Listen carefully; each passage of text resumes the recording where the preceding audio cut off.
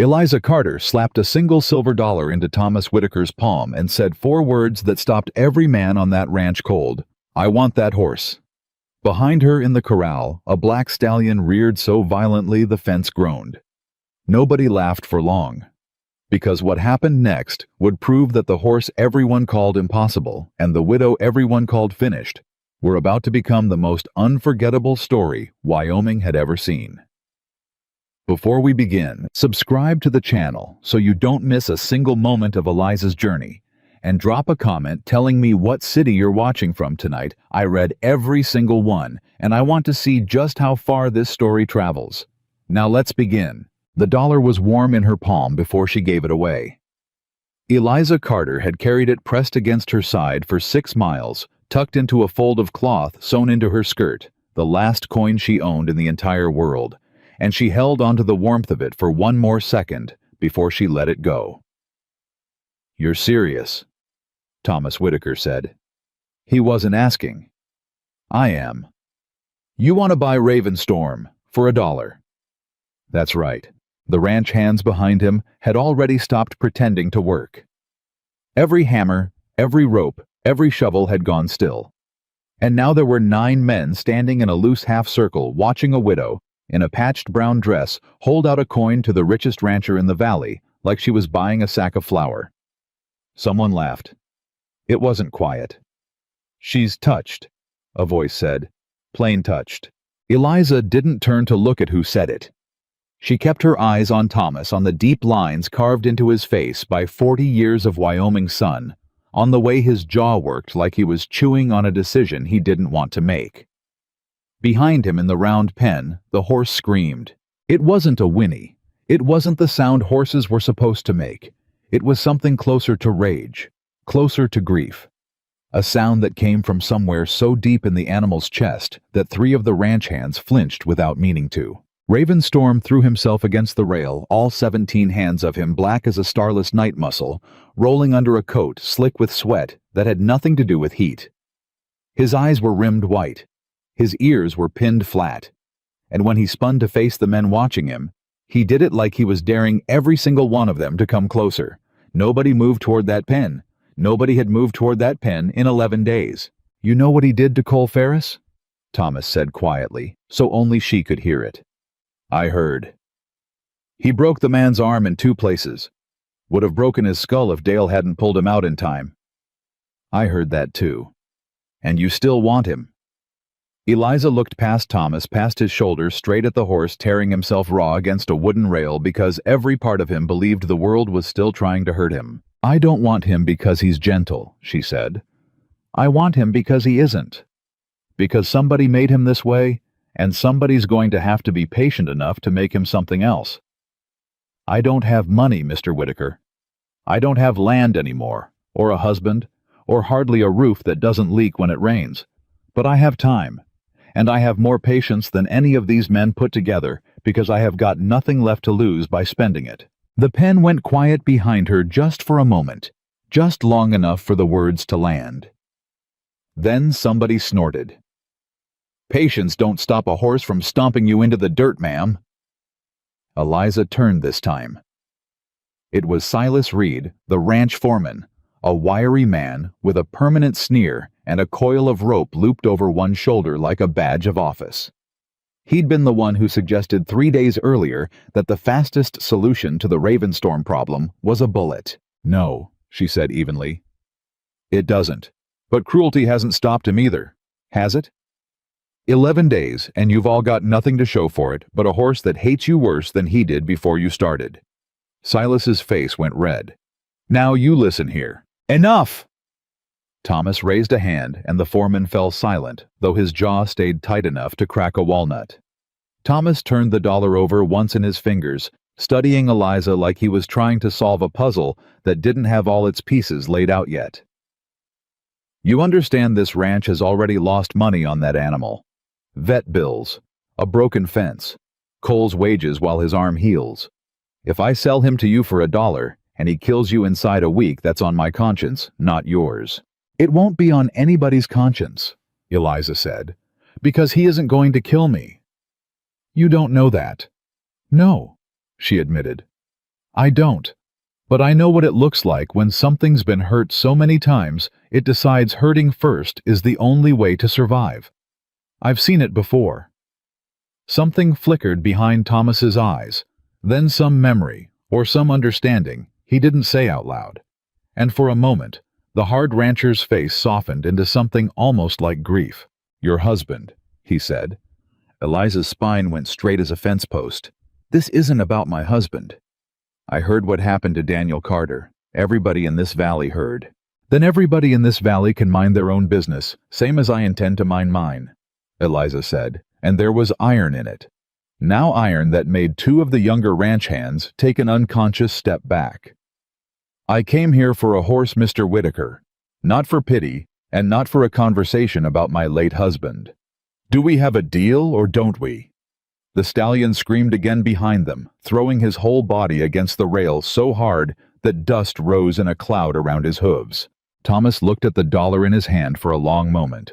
Then he closed his fist around it.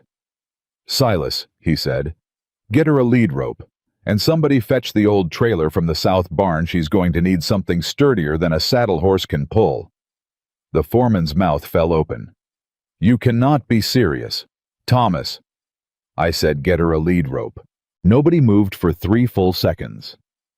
Then Silas spat in the dirt, turned on his heel, and stalked off toward the tack shed, muttering something under his breath that Eliza was fairly sure wasn't fit for church. One of the younger hands, a boy who couldn't have been older than 19, with a face full of freckles and worry, stepped closer to Eliza with something like concern written plain across his features. Ma'am, he said quietly. I don't mean no disrespect, but you seen what he did to Cole. You really willing to bet your life on a horse nobody here could handle? Eliza looked past the boy back to the pen, back to the animal, throwing himself against wood and rope like the whole world was a trap closing in around him. I'm not betting my life, she said. I'm betting his. Getting Ravenstorm out of that pen took 4 hours. Every man on the ranch had an opinion about how it should be done, and every opinion involved more rope, more force, more men holding him down, while somebody threw a lead over his neck. Eliza refused every single one of them. You'll terrify him worse, she said, standing at the rail with her hands folded in front of her, watching the stallion circle and circle, testing every board, every gap, looking for a way out that didn't exist. And a terrified 1,000-pound animal in a trailer is a dead man walking. I'm not losing anybody today, least of all myself. Then how do you propose we get him in there? Silas demanded. Arms crossed, clearly enjoying every second of what he was certain would end in humiliation. We don't propose anything, Eliza said. I do, alone. That set off another round of arguing, louder this time, Thomas himself expressing doubt, 2 of the hands flat out refusing to leave her unsupervised with an animal that had already put a grown man in a sling. But Eliza held firm, and in the end, it was Thomas who made the call. Everybody back, he said. Give her the pen. They backed off, though none of them went far, and none of them stopped watching. Eliza climbed the rail. Slow, careful, no rope in her hands. No whip. Nothing but the empty weight of her own 2 palms held open at her sides. Ravenstorm's head snapped toward her the instant her boots touched dirt inside the pen, and every muscle in his body coiled tight enough to strike. She didn't move toward him. She sat down, right there in the dirt in her one good dress in front of 9 ranch hands, and a man who'd just given away his most expensive horse for a single $1. Eliza Carter sat down in the middle of that pen, and made herself as small and as still as she possibly could. You don't have to trust me, she said low, even barely above a whisper. Not today. Maybe not for a long while yet, but I'm not going to hurt you, and I'm not leaving until you believe that, even if it takes until the sun goes down. The stallion snorted, backed himself into the far corner of the pen, with his whole body trembling. Behind the rail, Silas made a noise of disgust. This is a waste of a perfectly good afternoon. Give her time, Thomas said quietly, though even his voice carried a note of doubt now. 20 minutes passed, then 40. The sun crept lower, throwing long gold light across the pen, and still Eliza sat in the dirt, talking low and soft, saying nothing in particular, just letting the sound of her voice become something familiar in a world that had only ever been cruel to this animal. An hour in Ravenstorm took one step toward her. Every man at the rail went dead silent. He took another step, stopped, threw his head backed away like he'd frightened himself with his own courage. Eliza didn't move, didn't reach, didn't so much as lift her eyes to meet his directly, because she understood something. None of the men watching seemed to grasp that a direct stare from a predator was the last thing this animal needed right now. "Come on then," she murmured. "Whenever you're ready. I've got nowhere else to be." It took another 40 minutes. But when the stallion finally closed the last 6 feet of distance between them and lowered his great black head to breathe against her open palm, Eliza felt something crack open in her chest that had been frozen shut since the day they buried Daniel. Behind the rail, nobody said a word. Even Silas Reed had gone quiet. Loading him into the trailer that evening was almost anticlimactic after that. He balked twice, backed away once, but Eliza simply waited each time, patient as stone, and eventually he stepped up the ramp on his own ears, flicking with uncertainty, but no longer pinned flat with fury. "I'll be damned," one of the older hands muttered. Thomas walked Eliza to the trailer gate. As the sun dropped below the ridgeline, his expression unreadable, caught somewhere between admiration and worry. "You did something in an hour that 11 days of professional handlers couldn't manage," he said. "I didn't do anything," Eliza said, latching the gate with careful hands. "I just stopped trying to win." "What do you mean?" "Every man who's touched that horse has been trying to win against him. Prove he can be broken. Prove he can be controlled." She looked back through the slats at the stallion, standing quiet now, sides still heaving, eyes still wary, but no longer wild. "I'm not trying to win anything, Mr. Whitaker. I just want him to stop being afraid." Thomas studied her for a long moment, and something in his face shifted the hard businessman, softening into something almost paternal. "You've got a small place, don't you? Out past the old Miller property." "What's left of it?" "Yes." "That fence line's not going to hold an animal like this?" "Not for long." "I'll manage." "Eliza." He said her name for the first time that day, and it stopped her cold. "I know what happened with the bank. I know what happened to your husband's land. If you need help getting that place ready for him—" "I don't need charity," Eliza cut in sharper than she meant to. Then softer, seeing the concern in his face, wasn't unkind. "I'm sorry. I've had enough people in this valley deciding what I need without asking me first. I'll manage the fence myself." Thomas nodded slowly, though the concern didn't leave his eyes. "Well, if that fence doesn't hold, you send word. Ranch is only 4 miles out." "I'll manage," she said again, and this time there was something almost gentle in the repetition. She climbed onto the wagon seat, took up the reins of the borrowed horse pulling the trailer, and didn't look back as she drove away from the Whitaker ranch with the most dangerous animal in the territory, rattling along behind her in a trailer built for horses half his size. Behind her, she could hear Silas Reed's voice carrying across the yard, loud enough to be sure she heard it. "She'll be dead inside a month. Mark my words." Eliza didn't turn around. She just flicked the reins and kept driving toward home, toward a fence that wouldn't hold, toward a horse that had already tried to kill one man and might yet try to kill her, and toward a night that was about to test every single thing she believed about second chances. The trip home took the better part of 2 hours, the wagon creaking under the trailer's uneven weight, the sky bruising purple and orange behind the western ridge. Twice Ravenstorm threw his weight against the trailer wall, hard enough to rock the whole rig, and twice Eliza had to stop, climb down, and speak to him through the slats, until his breathing slowed and the wagon stopped shaking. "We're almost there," she told him the second time, resting her palm flat against the wood, feeling the heat of him radiating through. "I know you don't believe that yet. I know the last time somebody put you in a trailer, it didn't end well for you. But I promise you this is different." He didn't answer, of course. Horses didn't answer. But something in the rhythm of his breathing eased just slightly, and Eliza climbed back onto the wagon seat with a fragile thread of hope pulling tight in her chest. She'd almost forgotten what hope felt like. It had been 8 months since Daniel died. 8 months since the accident at the quarry, that the sheriff called bad luck, and Eliza privately suspected was something else entirely, though she had no proof, and grief-stricken accusations against a powerful family. In a small town, rarely ended well for widows with empty pockets. 8 months of watching her husband's land get swallowed by a banknote, nobody had explained clearly enough for her to understand until it was too late. 8 months of townsfolk who used to wave from their porches, now crossing the street to avoid her as though failure was something that might be catching. She'd taken the last of her savings, $41, all that remained after the funeral, and the debts, and she'd known driving into the Whitaker ranch that morning that spending even one of those precious dollars on a horse everyone called unwritable made her look exactly as touched as Silas Reed had said. But she hadn't been able to stop thinking about him. Word of Raven's storm had reached even her, the black stallion so vicious the Whitaker ranch was ready to put him down, rather than keep losing men and money to his fury. And something about that story had lodged itself under Eliza's ribs and refused to leave. Maybe it was recognizing something of herself in an animal the whole world had given up on. The wagon rattled over the last rise before her property came into view, and Eliza felt her chest tighten at the sight of it in the fading light.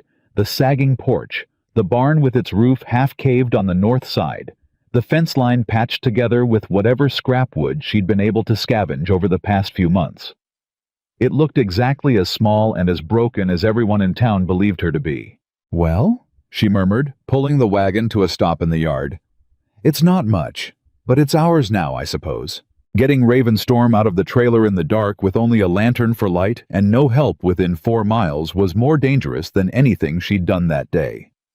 He balked hard at the ramp, spooked by shadows thrown long and strange by the lantern flame, and for one heart-stopping moment he reared inside the trailer itself, hooves crashing against the wooden walls loud enough that Eliza felt the vibration through the ground. "Easy," she said, forcing steadiness into her voice even as her heart hammered. "Easy now. I know it's dark. I know you can't see where you're going, but I'm right here." It took nearly 30 minutes of patient talking of stepping back when he panicked and stepping forward only when he calmed before Ravenstorm finally walked down the ramp into the small corral Eliza had spent the last 3 days reinforcing with borrowed lumber and stubborn determination. The moment his hooves hit solid ground, he bolted to the far side of the enclosure and stood there trembling, sides heaving, eyes rolling white in the lantern light. Eliza latched the gate with hands that weren't quite steady and sank down onto an overturned bucket a good 20 feet away, watching him. "There," she said softly. "You made it. We both did." The stallion didn't approach her again that night, but he didn't attack the fence either, didn't throw himself against the rails the way he had at the Whitaker ranch. He simply stood in the corner watching her with wary, exhausted eyes, and eventually, sometime past midnight, he lowered his head and let out a long, shuddering breath that sounded almost like relief. Eliza stayed on that bucket until her own eyes grew too heavy to keep open, then dragged herself inside to a bed that felt colder and emptier than it had every night since Daniel died, though tonight, for the first time in months, sleep came easier than she expected. She woke before dawn to the sound of splintering wood. Eliza was out of bed and running before she'd even fully opened her eyes, her heart in her throat as she burst out the front door in her nightclothes, terrified of what she'd find. Ravenstorm had gotten a foreleg caught between 2 rails where the fence had weakened overnight, and he was fighting against it with the blind panic of an animal who believed in that moment that he was trapped forever. No, stop, you'll break the leg." Eliza didn't think.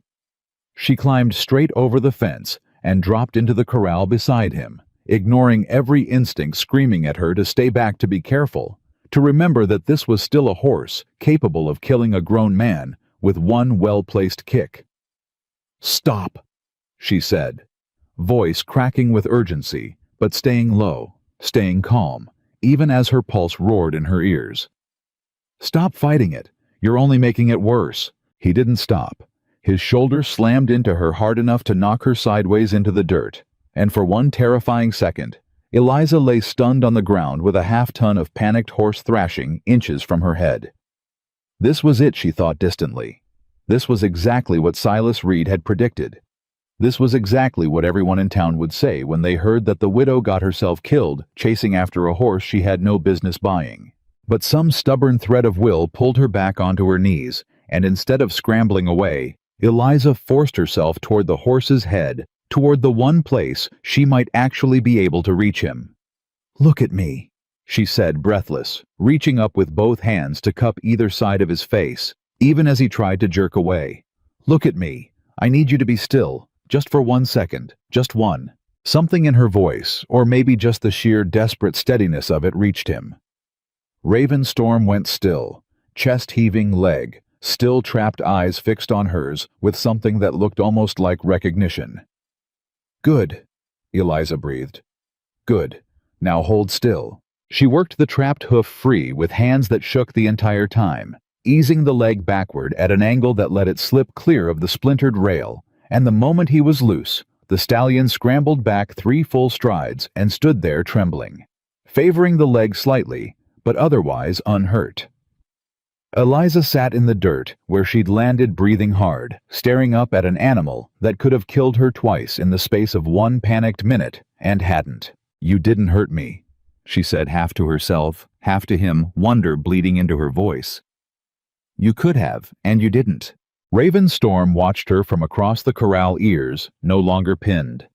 Breathing slowly, evening out, and something passed between them in that gray dawn light that Eliza would carry with her for the rest of her life, the understanding that whatever had been done to this animal, whatever cruelty had taught him that humans meant pain, some part of him had chosen in that moment of panic not to hurt her when he easily could have. She sat there until the sun came up, examining the splintered fence rail with growing dread, because she knew exactly what that break meant.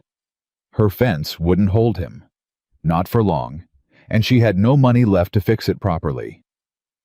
By mid-morning, word had already begun to spread through Red Hollow that the widow Carter had bought Thomas Whitaker's untouchable stallion for $1, and the reactions in town ranged from disbelief to outright mockery. Eliza heard about most of it secondhand from Martha Sullivan, the one woman in town who still spoke to her with any kindness, who rode out that afternoon under the pretense of returning a borrowed quilt, but really to see if the rumors were true. "They're saying you've lost your mind," Martha said, carefully standing at the fence line with her eyes wide as she took in the sight of Ravenstorm pacing the far end of the corral.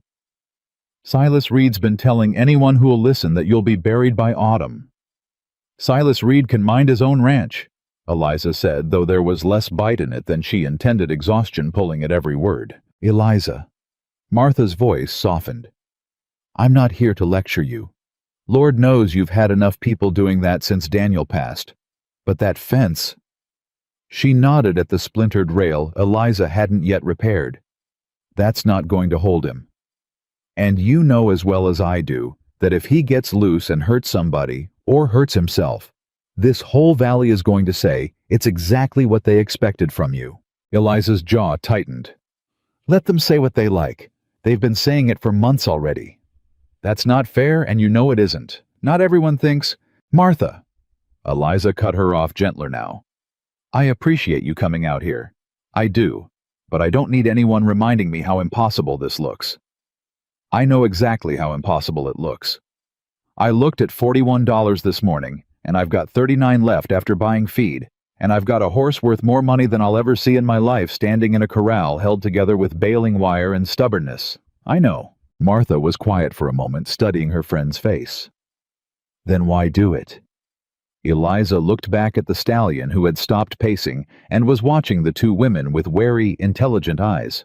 "Because somebody has to believe something's worth saving before it gets saved," she said finally. "Nobody believed that about me after Daniel died. Nobody believed I could keep this place, keep myself fed, keep going at all. I did it anyway. And I think—" Her voice caught slightly. "I think that horse and I understand something about each other that nobody else in this valley does." Martha didn't argue after that. She simply reached across the fence, squeezed Eliza's hand once, and promised to send her husband Robert out with some spare lumber before the week was through. It was the only kindness Eliza received that day.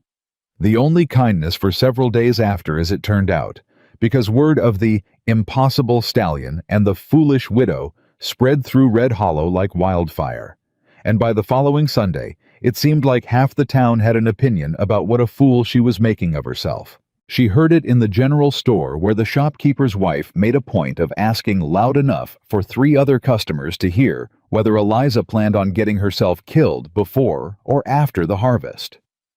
She heard it outside the church she'd stopped attending because the whispers there had become unbearable women clustering together with their heads bent close, falling silent the moment she walked past. She heard it most sharply from her own late husband's cousin, a man named Everett Carter, who'd made no secret of believing the family land should have passed to him instead of Eliza when Daniel died. "Buying a killer horse with money you don't have?" Everett said, cornering her outside the feed store with a smirk that made her skin crawl. "Daniel would be ashamed, God rest him. A woman alone's got no business playing rancher." "Daniel would be proud I'm still standing at all," Eliza said, and walked past him without another word, though her hands trembled with fury the entire ride home.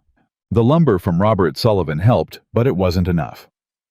Eliza spent the better part of a week reinforcing the corral fence board by board, her palms blistering her back, aching in ways it hadn't since she was a girl helping her own father with ranch work decades ago. And through it all, Ravenstorm watched her. Not with fear anymore, not entirely. By the 5th day, he had taken to standing near the fence while she worked close enough that she could feel the warmth of him close enough that once reaching up to hammer a nail into a top rail, her elbow brushed against his shoulder, and he didn't so much as flinch. "You're getting braver," she told him, pausing her work to look at him properly. "Or maybe I'm just getting less frightening. Either way, I'll take it." He snorted, tossed his head, and for the first time since she'd brought him home, Eliza thought she saw something in his dark eyes that looked almost like curiosity. It was on the 7th day that everything nearly fell apart. She was in the barn, mucking out a stall that hadn't seen proper cleaning in months, when she heard the unmistakable sound of a wagon approaching, moving fast wheels, rattling hard against the dirt road. Eliza stepped out into the yard just in time to see Silas Reed pull his wagon to a stop. 2 other Whitaker ranch hands riding beside him, all 3 men wearing expressions that made her stomach drop before a single word was spoken. "Mrs. Carter," Silas said, not bothering to dismount. "We need to talk about that horse." "There's nothing to talk about. I bought him fair and square." "You bought a liability," Silas snapped. "Cole Ferris's arm still isn't healed right. Doc says he might never get full use of it back. Cole's talking about pressing charges against the ranch for letting that horse hurt him in the first place, and Thomas is talking about needing proof the animal's been properly contained since the sale, or this whole thing could land back on Whitaker's doorstep." Eliza felt ice settle in her stomach. "What are you saying?" "I'm saying Thomas sent us out here to inspect your fencing. Make sure the animal's secure. And frankly, ma'am," he cast a disdainful look at the corral, at the patchwork of old and new lumber holding it together, "I don't like what I'm seeing." "The fence is fine." "The fence is a disaster waiting to happen, same as it was the day that beast put his leg through it. I heard about that too, you know. News travels." Eliza's hands curled into fists at her sides. "Who told you that?" "Doesn't matter. What matters is, if that horse gets loose and hurts somebody, hurts you, hurts a neighbor, hurts anybody at all, Thomas Whitaker's name gets dragged through it whether he likes it or not. And I told him from the start selling that animal to a woman with no ranch hands and a corral held together with string was asking for disaster. I am not going to let anything happen to that horse or to anybody else," Eliza said, forcing steel into her voice even as fear coiled tight in her chest. "I have handled him just fine. You got knocked flat by him a week ago. Don't think word of that hasn't traveled too." Eliza's face burned. She hadn't told anyone about the fence incident. Someone had been watching her property, or someone had talked, and either possibility made her feel violated in a way she couldn't quite name. "That's none of your concern," she managed. "It's every concern because Thomas is considering taking the horse back," Silas said. And there it was, the real reason he'd ridden out laid bare at last. "For everyone's safety, yours included." The world seemed to tilt sideways beneath Eliza's feet. "He can't do that. We had a deal."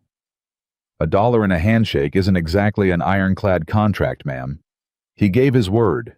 His word was given before that horse put a hole in your fence and nearly put a hoof through your skull, Silas said. Not unkindly, though the pity in his voice was somehow worse than his usual scorn. Look, I know you mean well. I know you've had a hard year. Nobody's arguing that. But there's a difference between kindness and foolishness, and putting your life at risk for a horse that's already crippled, one man. Get off my property, Eliza said, and her voice came out low and shaking and absolutely unyielding. Silas blinked. Excuse me? I said get off my property. This is my land, my horse and my decision, and I will not stand here and be told by Thomas Whitaker's foreman that I don't know what I'm doing on the one thing in my life I've actually managed to save. For a moment, nobody moved. The two hands flanking Silas exchanged an uneasy glance, clearly unused to seeing anyone speak to their foreman that way. Behind Eliza in the corral, Raven Storm had gone stiff and alert ears pricked forward, sensing the tension crackling through the yard. Silas's jaw tightened. You've got until Sunday. Thomas wants that fence inspected proper by somebody who knows what they're looking at, and if it's not sound, that horse goes back to the ranch deal or no deal. That's not me being cruel, Mrs. Carter. That's me trying to keep you alive. He turned his wagon without waiting for a response, and rode off in a cloud of dust, the two hands following close behind, and Eliza stood alone in her yard, with her heart hammering, and 4 days to somehow prove that she deserved to keep the one thing in this entire valley that had made her feel like herself again. She turned to look at Raven Storm, who was watching her with wide, wary eyes, sensing without understanding that something important had just happened.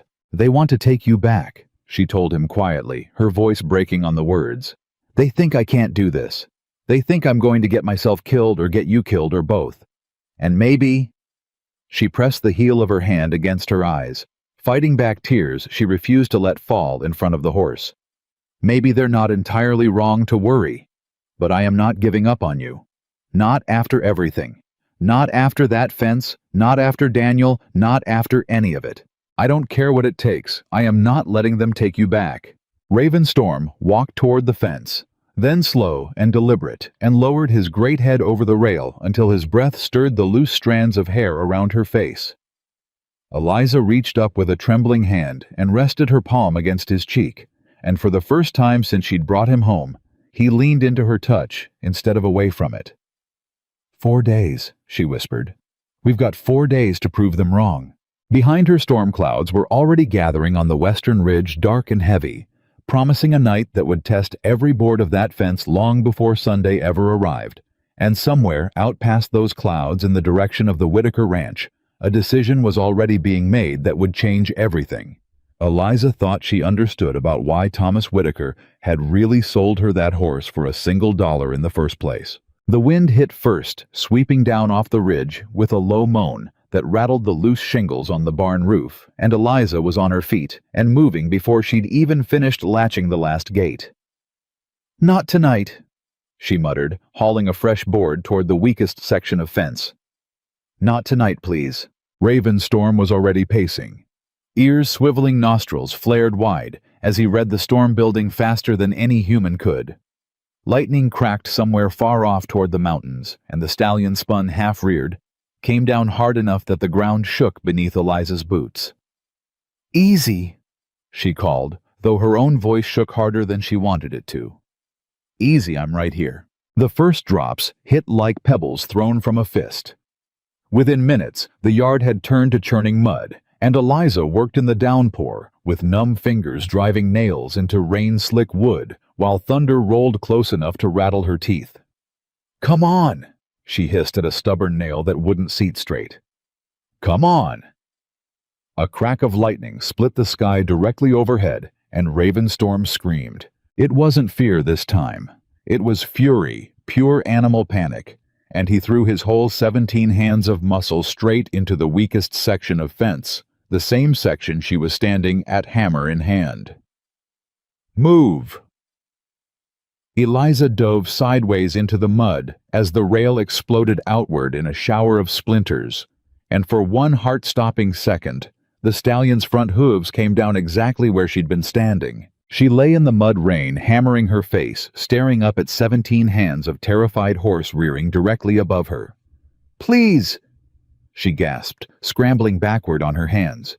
"Please don't!" He came down 3 feet to her left. Not on her. Beside her. Eliza didn't move. Couldn't. Her whole body had locked with terror mud, soaking through her dress, rain blinding her, and above her, Raven Storm stood trembling sides, heaving closer to her than he'd ever willingly stood before, and yet he hadn't touched her, hadn't hurt her. Even in the grip of blind panic, some buried instinct had steered his hooves away from her body. "Good," she whispered, voice cracking. "Good boy. Good."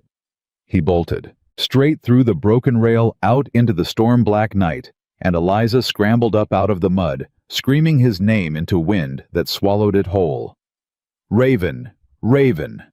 No!" She ran after him without a coat, without a lantern, without a single rational thought in her head, beyond the horror of losing him to the dark and the storm, and whatever waited beyond the edge of her small broken property. Lightning lit the field for one blinding second, and she saw him, a black shape against blacker sky, running flat out toward the tree line, toward the road, toward the direction of town. "No, no, no!" Her boot caught a root, and she went down hard. Mud filling her mouth, and for one despairing moment, Eliza thought she'd lost him completely. Lost the one thing that had made her feel like more than a grieving widow in 8 long months. Then through the roar of the storm, she heard hoofbeats coming back. She lifted her head, rain streaming into her eyes, and there he was. Raven Storm standing not 10 feet away, soaked black and trembling, watching her lying broken in the mud, with an expression that if a horse could wear such a thing, looked almost like concern. "You came back," Eliza breathed. "You actually came back." He took one hesitant step toward her, then another. By the time she'd climbed unsteadily to her feet, he'd closed the distance entirely, lowering his head to press his nose against her shoulder, and Eliza wrapped both arms around his soaked neck and stood there in the pouring rain, laughing and crying at the same time. Because for the first time since she'd bought him, she understood with absolute certainty that this animal had chosen her back. "We're going to be okay," she whispered into his mane, though even as she said it, she could hear the fence groaning somewhere behind her, could feel the storm showing no signs of slowing, and knew that whatever remained of her corral by morning would not be nearly strong enough to pass Silas Reed's Sunday inspection. Dawn came gray and merciless, revealing the full extent of the damage. Eliza stood at the edge of what used to be her north fence line, staring at splintered wood scattered across 40 feet of churned mud, and felt something cold and heavy settle in her stomach. 3 days. 3 days until Sunday, and half her fence was matchsticks. "Well," she said aloud, mostly to hear a voice besides the wind. "That's a problem." She'd tied Raven Storm inside the barn overnight once the storm passed, using an old lead rope and every ounce of patience she had left, and he'd stood there quiet and subdued, as though he understood in his own way that the night's chaos had cost them both something precious. Eliza was still surveying the wreckage, calculating lumber she couldn't afford against a deadline she couldn't extend, when the sound of an approaching rider made her stomach drop straight into her boots. Not Silas this time. Someone she didn't recognize, a man on a lean bay gelding, moving at an easy trot up her road hat pulled low against the morning sun. "Mrs. Carter," he called, reining in at the edge of her yard. "Depends who's asking." He swung down off the horse with the kind of easy, practiced motion that told her immediately he'd spent his whole life around animals. He was maybe 35, weathered, but not old, with the kind of quiet, watchful eyes that missed nothing. "Name's Jack Coleman," he said, tipping his hat slightly. "Thomas Whitaker sent me out. Says you've got a fence needs inspecting before Sunday." Eliza's spine went rigid. Of course he did. "You've got a problem with that." "I've got a problem with being treated like a child who can't manage her own property," Eliza said, though even as the words left her mouth, her eyes drifted helplessly back to the destroyed fence line, undermining every ounce of her defiance. Jack followed her gaze and let out a low whistle. "Storm get you last night?" Storm got the fence. The horse is fine. That's so. He walked closer, studying the wreckage with a practiced eye, crouching to examine a splintered rail. This break here, this isn't wind damage. This is a horse putting his full weight into it. He panicked. Lightning spooked him. And you were out here in it. Somebody had to be. Jack looked up at her, then something shifting behind his careful expression, not quite respect, not yet, but something adjacent to it. Most folks would have stayed inside and let the horse fend for himself. He's not most folks' horse. No. Jack agreed slowly, standing and brushing mud from his knees. I suppose he isn't. He glanced toward the barn where Ravenstorm's dark shape was visible through the open door, watching the newcomer with wary interest. That's really him, Ravenstorm. You know him. Something crossed Jack's face then, quick, complicated, gone, almost before Eliza could name it. I know of him. Everybody in 3 counties knows of him. Cole Ferris's arm, for one thing. He paused. But I knew him before that, too. Before Whitaker owned him. Eliza went very still. What do you mean? Jack didn't answer right away. He walked slowly toward the barn instead, and Eliza found herself following some instinct telling her this conversation was about to matter more than she'd expected. At the barn door, Ravenstorm's ears pinned back the moment Jack came into view, and the stallion backed himself into the far corner of his stall sides, heaving eyes suddenly wild in a way Eliza hadn't seen in days. Easy, Jack murmured, not to Eliza, to the horse, but his voice carried an odd note, something almost like guilt. Easy, big fella. I'm not here to hurt you. The horse didn't calm. If anything, he grew more agitated, striking one hoof hard against the stall wall. He's never reacted to anyone like this, Eliza said slowly, watching Jack's face carefully. Not even Silas, and Silas has been nothing but cruel to him since the day I bought him. Jack stepped back from the stall door, jaw tight. He remembers me. From where? Jack was quiet for a long moment, and when he finally spoke, his voice had dropped low, heavy, with something that sounded uncomfortably close to shame. 3 years back, I worked for a rancher out near Cheyenne. Fella named Garrett Voss. Voss had this Colt best bloodline in the territory, fastest thing on 4 legs anybody'd ever seen. Voss wanted him for racing. Big money racing, the kind rich men bet fortunes on. Jack's eyes stayed fixed on the horse trembling in the stall. I was hired to break him, get him race ready. And I did it Voss's way, because Voss was paying and Voss didn't believe in patience. Jack's hands curled into fists at his sides. Whip, spurs, starve him if he didn't perform. I told myself it was just how it was done, that's just breaking a horse, that's the business. I told myself that Colt would forget it once he was racing, once he was winning, once. His voice cracked slightly, and he stopped. Eliza felt ice creeping through her veins. Once what? Once he lost, Jack said quietly. First big race.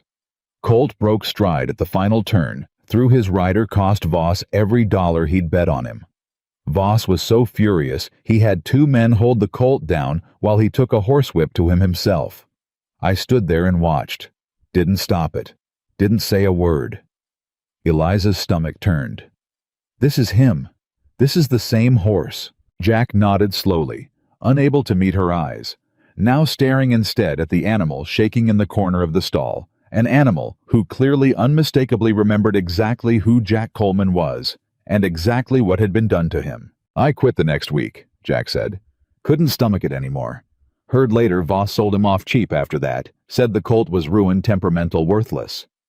Horse changed hands twice more after that, each time getting worse, each time somebody else deciding the only answer was more force. He finally looked up, meeting Eliza's stunned gaze.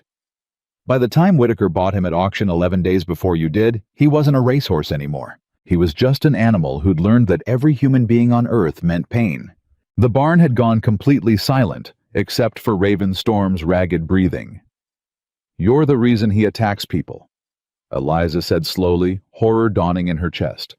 Not just Voss. You started this. I know, Jack said, And there was real anguish in it now. I've known it for 3 years. I've thought about that colt every single day since I walked off that ranch, wondering what happened to him, telling myself there was nothing I could have done differently, knowing full well that was a lie.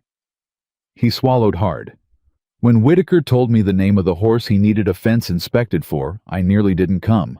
Couldn't face what I'd see. Eliza stared at him for a long, charged moment, fury and pity warring in her chest in equal measure. "Get out of my barn," she said, finally quiet and cold. "Mrs. Carter, you heard me. Get out. You're the reason he screams when men come near him. You're the reason Cole Ferris has a broken arm. You did this, and now you want to walk in here and inspect my fence like you have any right to judge whether I'm fit to care for what you broke?" Jack didn't argue. He backed slowly out of the barn, hands raised, and Eliza followed him out into the yard, her whole body trembling with a fury she hadn't expected to feel this strongly. "I didn't come here to make excuses," Jack said once they were both outside, putting careful distance between himself and the barn door. "I came because Whitaker's serious about taking that horse back if your fence doesn't hold. And whatever I did 3 years ago, I don't want to see that animal go through another round of hands that don't understand him. I want to help fix this fence properly, that's all." "I don't need your help. Your fence is in pieces, and you've got 3 days, Jack said bluntly. "I've got lumber back at my place, and I've got 2 good hands, and I'll work for free if it means that horse gets to stay somewhere. He's actually starting to heal, instead of going back to a ranch that already tried to shoot him once." Eliza's anger faltered slightly. "They tried to shoot him." Jack's face confirmed it before his words did. "Silas suggested it day 9. Whitaker said no, but it was close. Closer than you probably know."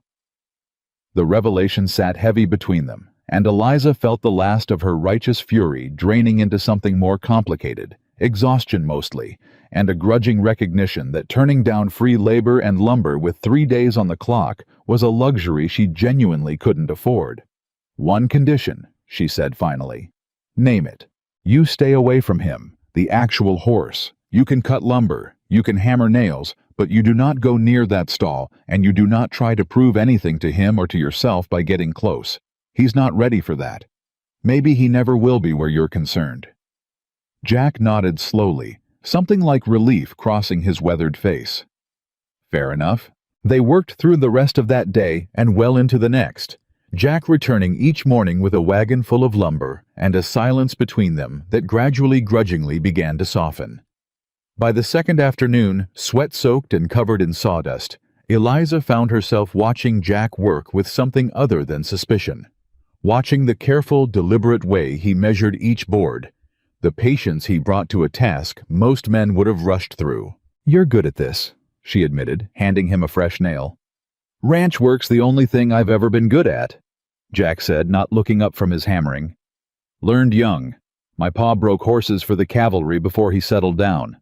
Taught me everything he knew." He paused, driving another nail home.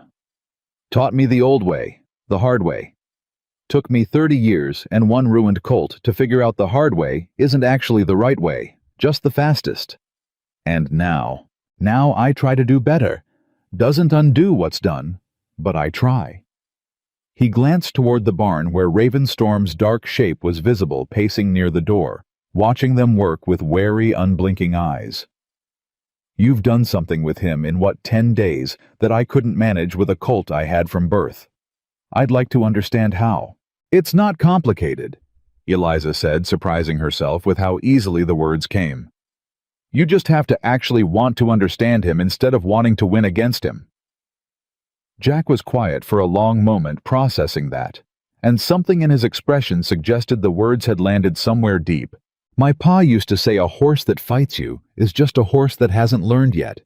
You're not the enemy," he said finally. "I always thought that meant you had to prove it. Show him who's in charge, and eventually he'd stop fighting because he understood the fight was pointless." He shook his head slowly. "Took me half my life to understand that's exactly backward. You don't prove you're not the enemy by winning. You prove it by refusing to fight in the first place." Eliza looked at him for a long moment, something shifting in her chest that she didn't have a name for yet. Not quite trust, not yet, but the first fragile beginnings of something that might grow into it. You should tell him that, she said quietly. Not me. Him. Jack's eyes drifted toward the barn again, toward the horse who still flinched at the sight of him, and something like longing crossed his face before he shook his head. Not yet, he said. Maybe not ever. Some things you don't get to fix just because you're sorry. The fence was nearly finished by the third afternoon, sturdy new rails standing in place of splintered ruin, when the sound of an approaching wagon sent a fresh wave of dread through Eliza's chest. It wasn't Silas this time either. It was Everett Carter, her late husband's cousin, riding up with the same oily smirk he'd worn outside the feed store. Except now there was something sharper in it, something that made the hair on the back of Eliza's neck stand up before he'd said a single word.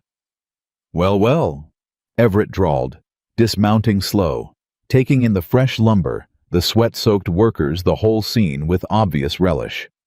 Looks like the widow's got herself some help. What do you want, Everett? Just paying my respects. He pulled a folded paper from inside his coat, and Eliza's stomach dropped the moment she saw it. And delivering some news you're going to want to sit down for. Give it to me. Everett handed over the paper with theatrical slowness, watching her face as she unfolded it, and Eliza felt the ground shift beneath her feet as she read the words printed there. This is a claim, she said, voice shaking. You're claiming Daniel's land. Family claim, Everett corrected, smiling wider now. Turns out that banknote your husband signed had a clause nobody bothered explaining to you. Property reverts to next of kin.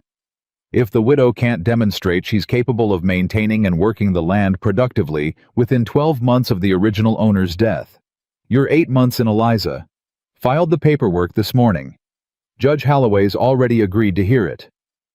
That's insane. This is my land. I've been working it. Have you? Everett's eyes swept pointedly across the property.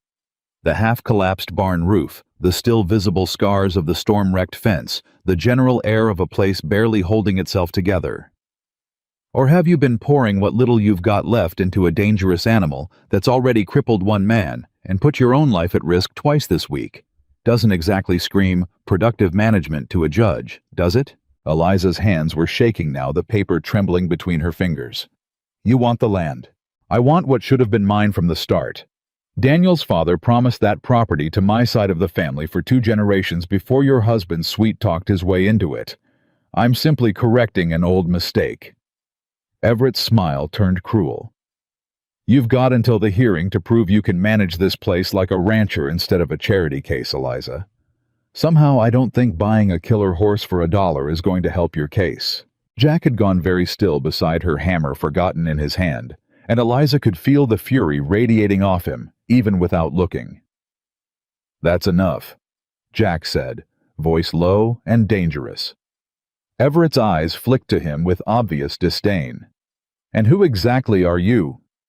Somebody who doesn't appreciate watching a man threaten a woman's home for sport. This isn't sport, friend. This is family business. I'd suggest you mind your own. Everett swung back up onto his horse, still smiling that same oily smile. Hearing set for 2 weeks from Monday, Eliza. I'd start figuring out how you're going to convince a judge you're not in over your head. Personally, I don't think it's possible. But I do so love watching people try.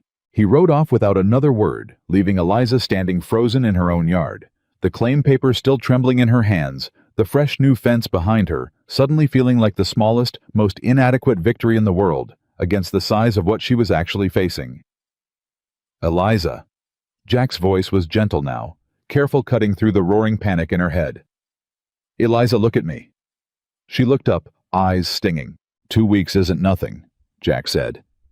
We can build a case. Show the judge you're managing this place, managing that horse, doing everything right. Whitaker's word carries weight in this county. If he vouches for what you've accomplished with that stallion, that's not nothing either. Thomas already thinks I'm reckless enough to lose the horse he sold me for $1, Eliza said, voice cracking. You think he's going to stand up in front of a judge and vouch for my character? I think, Jack said slowly, that you don't give people enough credit for changing their minds when they see something worth changing them for. Eliza wanted to believe that. standing in the wreckage of a week that had already tested every ounce of strength she had left, with a legal claim on her home now sitting heavy in her hands, and a Sunday inspection still looming before this new nightmare had even fully sunk in, she wanted desperately to believe it. But as she looked toward the barn, toward Ravenstorm, watching the whole scene with wary, uncertain eyes, all she could feel was the crushing weight of everything she stood to lose: the horse, the land, the last fragile pieces of the life she'd been fighting so hard to rebuild. 2 weeks, she whispered. 2 weeks to save everything. Sunday arrived with the sky scrubbed clean by the storm, bright and cloudless, entirely indifferent to the fact that Eliza Carter's entire future hung on what happened in the next hour. Thomas Whitaker arrived promptly at 10, riding alone. This time, no Silas at his side, and Eliza met him at the new fence line, with her heart hammering so hard she was certain he could hear it. "Jack tells me you rebuilt the whole north section in 3 days," Thomas said, dismounting slowly, studying the fresh lumber with an appraising eye. "With his help, and the Sullivans' lumber.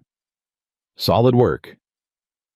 Thomas walked the length of the fence, testing rails with his hand, checking joints with the careful thoroughness of a man who'd built a ranching empire by never taking shortcuts.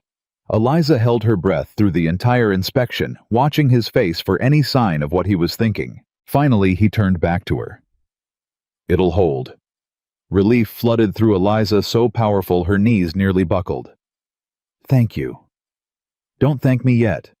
Thomas's expression turned serious, and something in his tone made Eliza's relief curdle back into dread. "I heard about Everett Carter's claim." Of course he had. News traveled fast in Red Hollow, faster still when it involved scandal. "It's not going to affect our arrangement," Eliza said quickly. "The horse is mine. That was settled before any of this." "I'm not worried about the horse," Thomas said. "I'm worried about you losing everything you've got left in this world to a man who never lifted a finger to earn any of it." He paused, studying her face with an intensity that made Eliza distinctly uncomfortable. "I owe you an apology, actually." "For what?" "For not telling you the truth about why I sold you that horse for $1. Eliza's stomach tightened. What truth?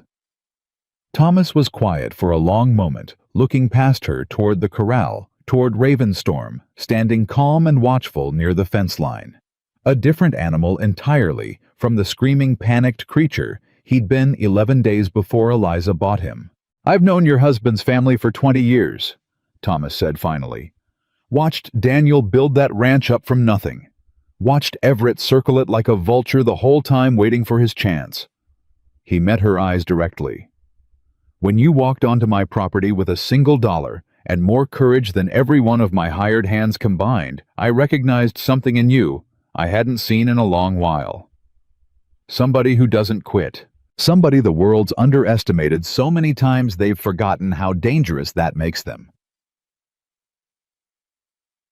"Mr. Whitaker, I sold you that horse because I believed you were exactly the kind of person who could save him," Thomas continued. "But I'll admit some part of me also wondered if giving you something worth fighting for might be exactly what you needed to remember you're still worth fighting for yourself." He held her gaze steadily. "Looks like I was right on both counts." Eliza felt tears threatening and blinked them back fiercely. "That doesn't help me with the judge, though. Doesn't help me prove I can manage this land when Everett's got paperwork and I've got a rebuilt fence and a horse that still can't stand the sight of most men. It helps if I stand up in that courtroom and tell the judge exactly what I just told you," Thomas said simply. 20 years of knowing this valley carries weight, Eliza. I intend to use every bit of it on your behalf." Behind them, Jack had emerged from the barn, having kept his promised distance from Ravenstorm all morning, and something passed between him and Thomas, an unspoken understanding, a nod of shared purpose. "I'll testify too," Jack said. "About the fence, about what I've seen here this week, about what real horsemanship actually looks like, since apparently Everett Carter's never seen an example of it in his life." For the first time since Everett's visit 3 days earlier, Eliza allowed herself a small, fragile flicker of hope. 2 weeks, she said quietly. "Do you think it's enough?"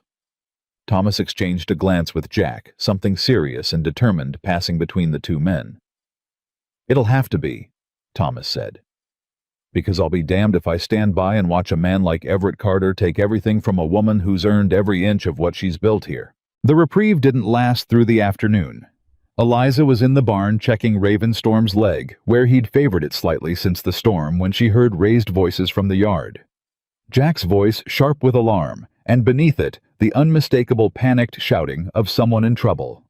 She burst out of the barn to find Silas Reed's youngest ranch hand, the freckled boy who'd voiced concern for her that first day at the Whitaker Ranch, sprinting up her road on a lathered horse. "Mrs. Carter," he gasped, nearly falling from the saddle in his haste. "You've got to come quick. It's Mr. Whitaker. He's hurt bad." Eliza's blood ran cold. "What happened?" "Riding back from your place, his horse spooked at a rattler on the road, threw him hard. He's not moving right. Doc's been sent for, but Silas is saying—" The boy's face twisted with distress. "Silas is saying it's your fault. Says Thomas wouldn't have been out this way at all, if not for coming to check on your horse business, and if he doesn't pull through, he's holding you responsible." The world tilted violently beneath Eliza's feet. Jack was already moving, swinging up onto his own horse with grim urgency. "How bad?" "Doc's not sure yet. He's breathing. He's talking some, but his leg's bent wrong, and he took a hit to the head that's got everybody scared." "I'm coming," Eliza said, already moving toward the barn. "Eliza!" Jack's voice held a note of warning. "If Silas is already looking to blame you, I don't care what Silas is looking to do," Eliza said fiercely, saddling the borrowed ranch horse with shaking hands. "Thomas Whitaker just stood in my yard an hour ago promising to fight for me in court, and now he's hurt because of it. I am not staying home while that man might be dying." The ride to the Whitaker Ranch felt endless dread, building with every mile, and by the time they arrived, the yard was already crowded with worried ranch hands and one very red-faced, furious Silas Reed pacing outside the main house. "There she is!" Silas snarled the moment Eliza dismounted. "This is on you. All of it. Thomas rides out to your place playing hero for some widow and her killer horse, and now he's laid up with a leg the doc says might not heal, right? Maybe worse." "Silas!" Jack's voice cut through the tirade like a blade. "That's enough." Is it enough, Coleman?" "Because I warned Thomas from the start that horse and everything attached to it was nothing but trouble, and here we are." "Where is he?" Eliza demanded, cutting through the argument entirely. "I want to see him." Silas's face twisted with fresh fury, but before he could respond, the front door of the ranch house opened, and Doc Hartley stepped out onto the porch, wiping his hands on a bloodied cloth expression grave. "He's stable," the doctor said, and a collective breath of relief rippled through the gathered crowd. "Legs broken clean, should mend fine with rest. Head's the concern, he's conscious talking, but I want him kept quiet and still for at least 2 weeks. No stress, no excitement. 2 weeks." The exact window Eliza had to prepare for a courtroom hearing that Thomas Whitaker had just promised to stand beside her for. The realization hit Silas at the same moment it hit Eliza, and his expression shifted from fury into something colder, more calculating. "He can't testify," Silas said slowly, and there was something in his voice now that made the hair on Eliza's arms rise. "Doc just said no stress, no excitement. A courtroom's about as far from that as it gets." "Silas," Jack started. "I'm not being cruel, Coleman. I'm being realistic. Thomas can't stand up in front of Judge Holloway in 2 weeks' time, and everybody standing in this yard knows it." Silas's eyes cut to Eliza with something that looked disturbingly close to satisfaction. "Guess you'll be facing that hearing alone after all, Mrs. Carter. Funny how things work out."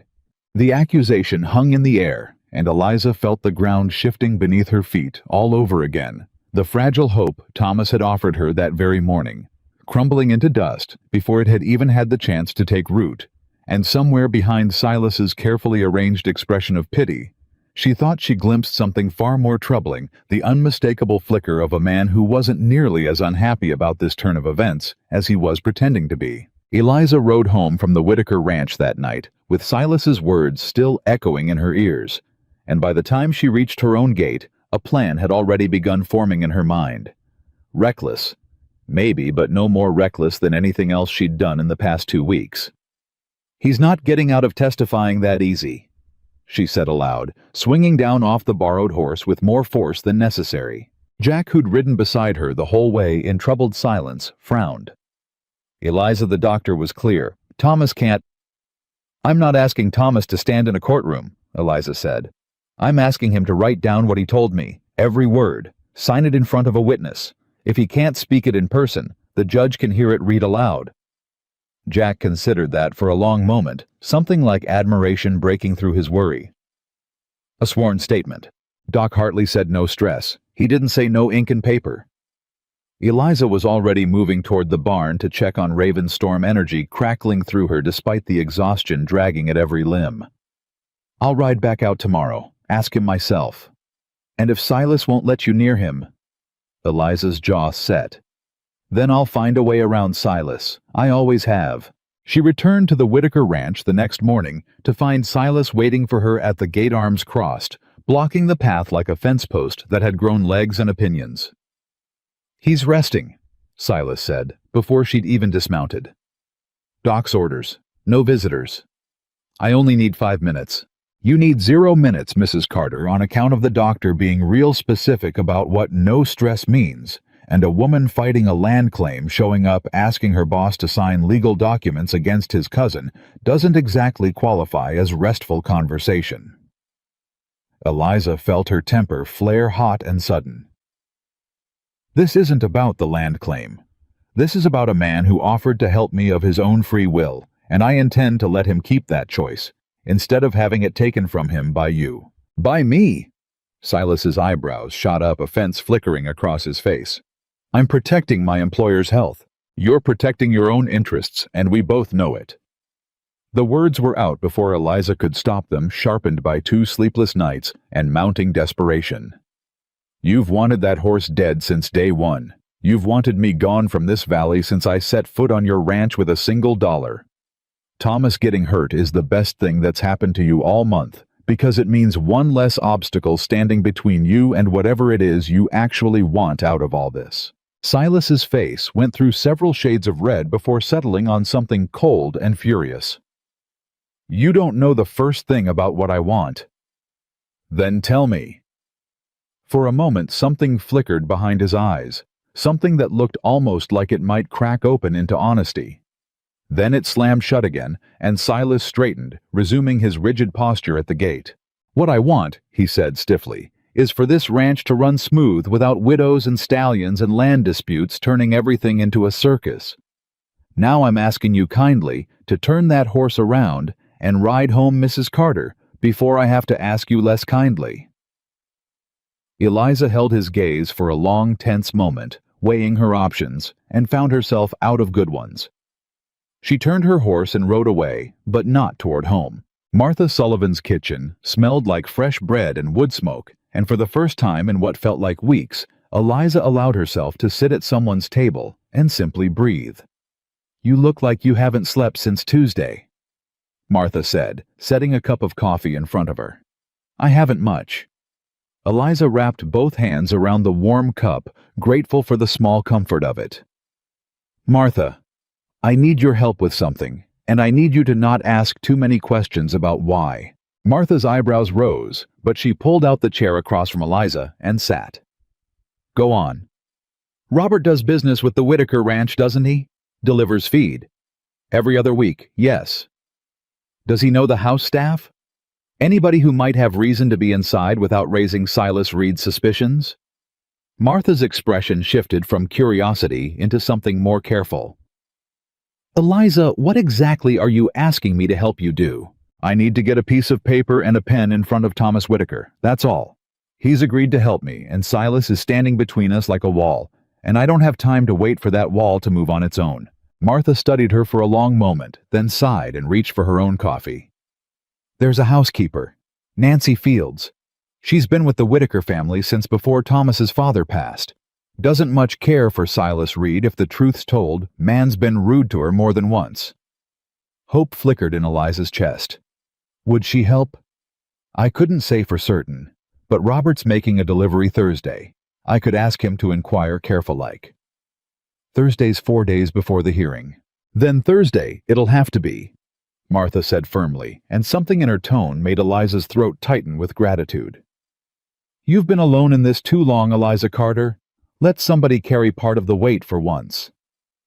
Thursday arrived with an answer that exceeded anything Eliza had hoped for. Nancy Fields. It turned out hadn't just agreed to help. She'd taken personal offense at Silas Reed's high-handed treatment of Thomas's wishes, and had spent the better part of 2 days quietly maneuvering around the foreman's watchful eye to make it happen.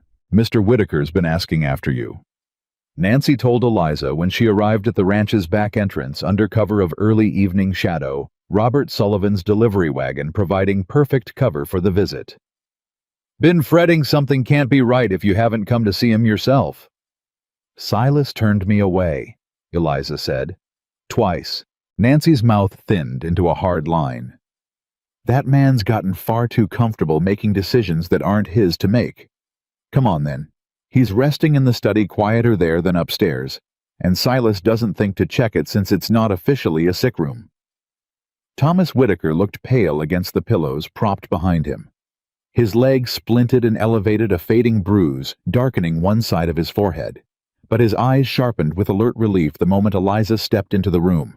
There you are, he said, voice rough but clear. I'd begun to think Silas had scared you off for good. Silas can't scare me off anything, Eliza said, though there was less conviction in it than she intended. Mr. Whitaker, I don't have much time, and I know you're supposed to be resting, but... The hearing, Thomas finished for her. 2 weeks minus the days already gone. You can't testify. Doc's orders. I heard. Frustration flickered across his features. Believe me, Eliza, if I could walk into that courtroom myself and tell Judge Halloway exactly what kind of man Everett Carter is, I would do it with this leg in a splint and my head still ringing. You don't have to walk in, Eliza said, pulling paper and pen from her bag with hands that trembled slightly. You just have to write it down. Everything you told me that day at the fence. Sign it in front of a witness, and I can bring it to the hearing myself. Thomas studied her for a long moment, something like pride breaking through the pain etched across his face. Smart, he said. Very smart. Nancy fetched a small writing desk, and Eliza held the paper steady, while Thomas dictated, his voice growing stronger with purpose, even as exhaustion pulled at the edges of his words. 20 years of knowing the Carter family, the truth about Everett's long-standing resentment toward Daniel, his own first-hand observation of Eliza's dedication to both the land and the horse in the short weeks since the sale. He was halfway through signing his name at the bottom when the study door swung open without warning. Silas Reed stood in the doorway, and the fury on his face made Eliza's blood run cold. What, he said slowly, is going on in here? Silas, Thomas started. You were told no visitors, no stress, and I find her sneaking in through the servants' entrance getting you to sign documents while you're barely conscious enough to know what you're agreeing to. Silas advanced into the room, eyes blazing.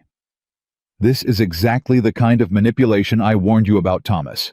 This woman shows up with a sob story and $1, and suddenly she's got you signing your name to things that could put this ranch's reputation on the line if that land dispute turns ugly. I know exactly what I'm signing. Thomas snapped, and there was real anger in it now, cutting through whatever weakness the injury had left him with. I'm not an invalid, Silas, and I'm certainly not a fool. Eliza asked for my help, and I intend to give it regardless of your opinion on the matter. Silas's jaw worked furiously.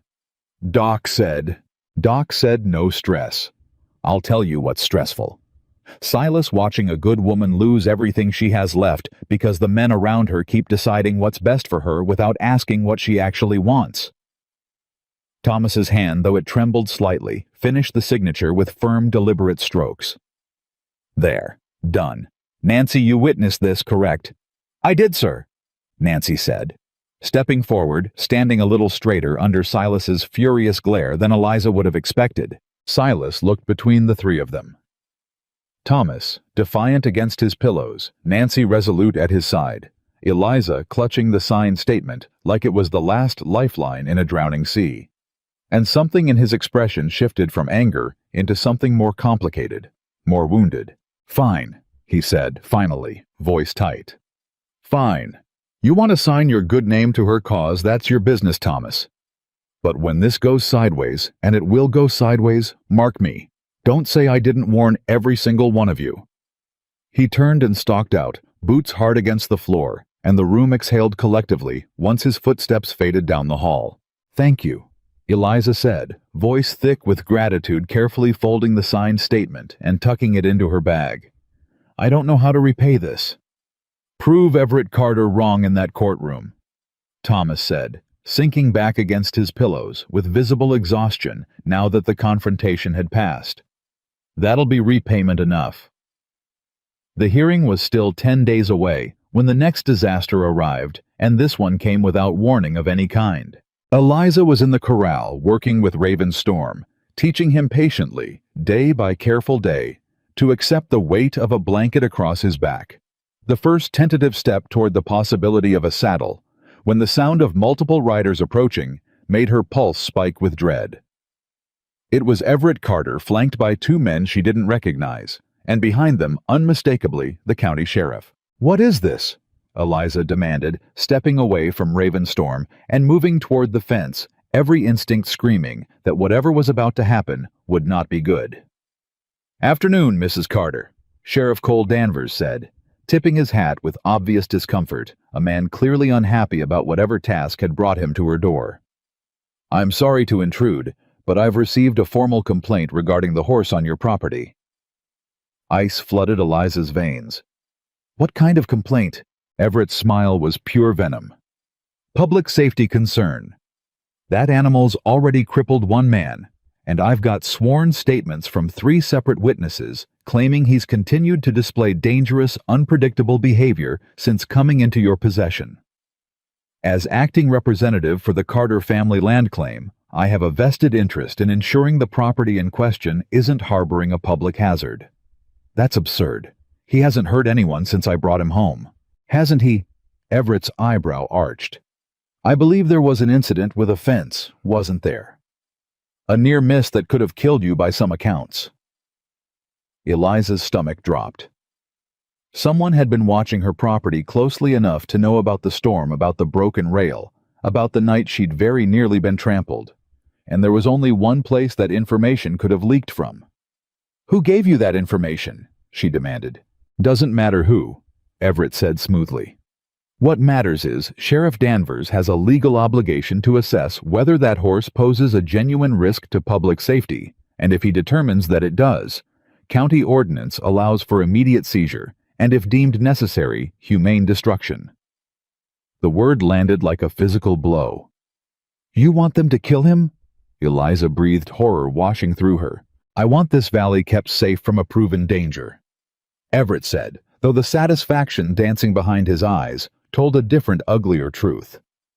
"If that happens to weaken your case for managing this property responsibly before the hearing, well, I suppose that's simply an unfortunate coincidence." Sheriff Danvers shifted uncomfortably, clearly torn between duty and obvious sympathy. "Mrs. Carter, I don't relish this any more than you do, but I am required by law to conduct an assessment. I'd like to observe the animal, see how he behaves around strangers, around men, specifically given the nature of the complaint." Eliza's mind raced desperately.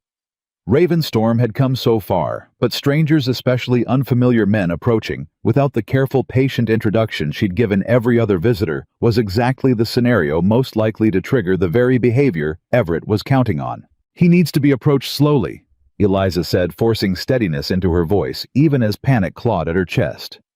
"If you all walk up to that fence at once, you'll frighten him, and frightened isn't dangerous. It's just frightened." "With respect, ma'am," one of Everett's men said, already dismounting, "we're not here for a training demonstration." "Wait!" But it was too late. 3 unfamiliar men were already moving toward the corral fence in a loose, careless cluster, exactly the kind of sudden crowding approach that had once sent Ravenstorm into screaming, rearing panic at the Whitaker ranch. Eliza's heart lodged in her throat as she watched the stallion's head snap up, ears pinning back, entire body going rigid with alarm. "Please," she said, moving quickly toward the fence herself, trying to place her body between the horse and the approaching strangers. "Please give him space, he doesn't know you." "Ma'am, step back," Sheriff Danvers said, not unkindly but firmly, gesturing her away from the corral. "I need to observe him without interference. Interference is exactly what he needs right now." Eliza's voice cracked with desperate urgency. "If you crowd him, he'll panic, and panic is exactly what Everett wants you to see." Ravenstorm reared. It happened exactly as Eliza had feared, the stallion's front hooves clawing at empty air, a scream tearing from his throat that echoed across the whole property, and every man at that fence line took an involuntary step back, except Sheriff Danvers, who watched with grim professional focus, exactly the expression of a man building a case for destruction. "That's aggressive behavior," Everett said with barely concealed satisfaction. "Wouldn't you say, Sheriff?" "That's fear!" Eliza shouted, fighting past the sheriff's outstretched arm, refusing to be held back another second. "That is fear, and you know it, and if you'd just let me approach him the way I always do, instead of crowding the fence like a mob." "Mrs. Carter, one more step and I'll have to." "Then have to." Eliza snapped and ducked past him, entirely climbing over the fence rail in one motion, despite the sheriff's alarmed shout behind her. Ravenstorm was still rearing, still screaming. But the moment Eliza's boots hit the dirt inside the corral, something in his panic shifted, recognition cutting through the fear, his wild eyes finding her face amid the chaos. "It's me," she said, voice low, steady, cutting through her own racing heartbeat with sheer force of will. "It's just me. I know they scared you. I know. But I'm right here, and I need you to come back to me. Right now. Please." For one agonizing second, the stallion remained airborne, hooves flailing, and Eliza's whole body braced for impact. Then he came down. Not on her. Beside her, exactly as he had during the storm, and stood there, trembling, sides heaving, but no longer rearing, no longer screaming. "Good," Eliza breathed, reaching up with a shaking hand to rest against his sweat-slicked neck. "Good. You're okay. We're okay." The corral had gone completely silent. Every man at the fence, staring at the sight of the supposedly dangerous stallion standing calm and quivering beside the woman who'd walked straight into his panic without a moment's hesitation. Sheriff Danvers cleared his throat, something shifting behind his professional expression. That's remarkable, Mrs. Carter." "He's not dangerous," Eliza said, still stroking Ravenstorm's neck, still speaking low and steady. "He's scared. There's a difference, and any of you standing there with any real experience around horses ought to know it." Everett's satisfaction had curdled into visible frustration. "Sheriff, surely you saw the rearing. I saw a horse react to 3 strange men crowding his enclosure without introduction," Danvers said slowly, and Eliza felt a flicker of hope kindle in her chest. "And I saw him calm the instant his owner approached without force, without a single defensive gesture on her part. That's not the behavior of an animal that poses a public safety risk, Mr. Carter. That's the behavior of a horse that trusts one person and is understandably wary of strangers who approach him carelessly." "This is outrageous," Everett sputtered. "You can't seriously be siding with—" "I'm not siding with anyone," the sheriff said firmly. "I'm making an assessment based on what I observed, which is my legal obligation, and what I observed does not support seizure. I'll note in my report that the animal displays no unprovoked aggression and responds appropriately to its handler's commands." He turned to Eliza, something like respect in his weathered face. "I would suggest keeping strangers at a distance until he's had proper introduction, Mrs. Carter. For everyone's sake, including his." "I intend to—" Eliza said, relief flooding through her so powerfully her knees nearly buckled. Everett's face had gone dark with fury, all pretense of civility abandoned. "This isn't over," he snarled, swinging back up onto his horse. "You think surviving one inspection means you've won something? The hearing's still coming. Eliza and a horse that terrifies grown men at first sight isn't exactly the character reference you think it is." He rode off in a cloud of furious dust, his 2 hired men following close behind, and Sheriff Danvers lingered a moment longer, watching Eliza continue to soothe the still trembling stallion with quiet, practiced patience. "For what it's worth," he said, before mounting his own horse, "I've been sheriff in this county 11 years, and I've seen plenty of dangerous animals in my time. That's not what I saw today. That was something else entirely." He tipped his hat and rode off, leaving Eliza alone in the corral, with Ravenstorm's head resting heavy against her shoulder, both of them shaking with the aftermath of a threat that had come far closer to destroying everything than she'd ever admit aloud. That night, Jack arrived to find Eliza still sitting in the corral, long after dark, unwilling to leave the horse's side, exhaustion and fear finally catching up with her all at once. Martha sent word about what happened. He said, climbing carefully over the fence, moving slow and deliberate, the way he'd learned to around Ravenstorm these past weeks. "Are you all right?" "He almost lost his life today," Eliza said, voice hollow. "Because of me. Because Everett wanted to hurt my case, and he was willing to use a sheriff and a false complaint and 3 strangers crowding a frightened animal to do it. But he didn't lose it," Jack said gently, settling down a careful distance away. "Because of you. Because you climbed that fence without a second thought and talked him down from something that could have gone very differently. What if next time I'm not fast enough? What if next time it's not a fence complaint? It's something worse?" Eliza's voice cracked weeks of exhaustion and fear, finally breaking through the composure she'd been holding together by sheer stubborn will. "Everett won't stop Jack. Not until he's got that land, and he's already shown he's willing to use this horse as a weapon against me." Jack was quiet for a long moment, watching her in the moonlight, watching the way her hand never stopped its slow, soothing motion along Ravenstorm's neck, even in the midst of her own fear. "Then we make sure the hearing ends this," he said finally. "Not just survives it, ends it, completely decisively, so there's no more room for Everett Carter to come at you sideways with sheriffs and false complaints ever again." "How?" Jack hesitated, something calculating crossing his weathered features. "There's something I haven't told you, about Garrett Voss, about the man who ruined this horse in the first place." Eliza went very still. "What is it?" "Voss didn't just train horses cruel," Jack said slowly. "He ran a racing operation built on debt and threats, took loans from half the ranchers in 3 counties, promised them shares of winnings that never came, and when they couldn't pay back what he owed them, he found other ways to settle accounts. Land, mostly. He'd corner desperate men, offer to forgive debts in exchange for property, then flip that land for profit within the year." A cold, terrible suspicion began forming in Eliza's mind. "Jack, what are you telling me?" "I'm telling you Everett Carter's name is in Voss's old ledgers," Jack said quietly. "I saw them myself 3 years back before I quit. Everett borrowed heavily against expectation of inheriting Daniel's land eventually. Money he used for gambling debts, mostly debts that got real ugly, real fast when he couldn't pay. Voss offered him a deal. Help pressure Daniel into selling off pieces of that ranch quietly, under threat of exposing certain unsavory details about Everett's finances to the whole valley, and Voss would forgive what Everett owed." "Us." "One." Eliza's blood ran cold. "Are you saying Everett had something to do with Daniel's death?" "I'm not saying that," Jack said carefully. "I don't know that for certain, and I won't put words in your mouth. I can't back up with proof.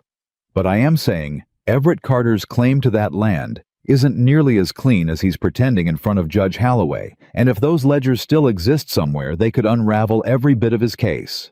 Eliza sat in stunned silence, the pieces of a puzzle she'd never fully understood suddenly beginning to align into a picture far darker than anything she'd imagined.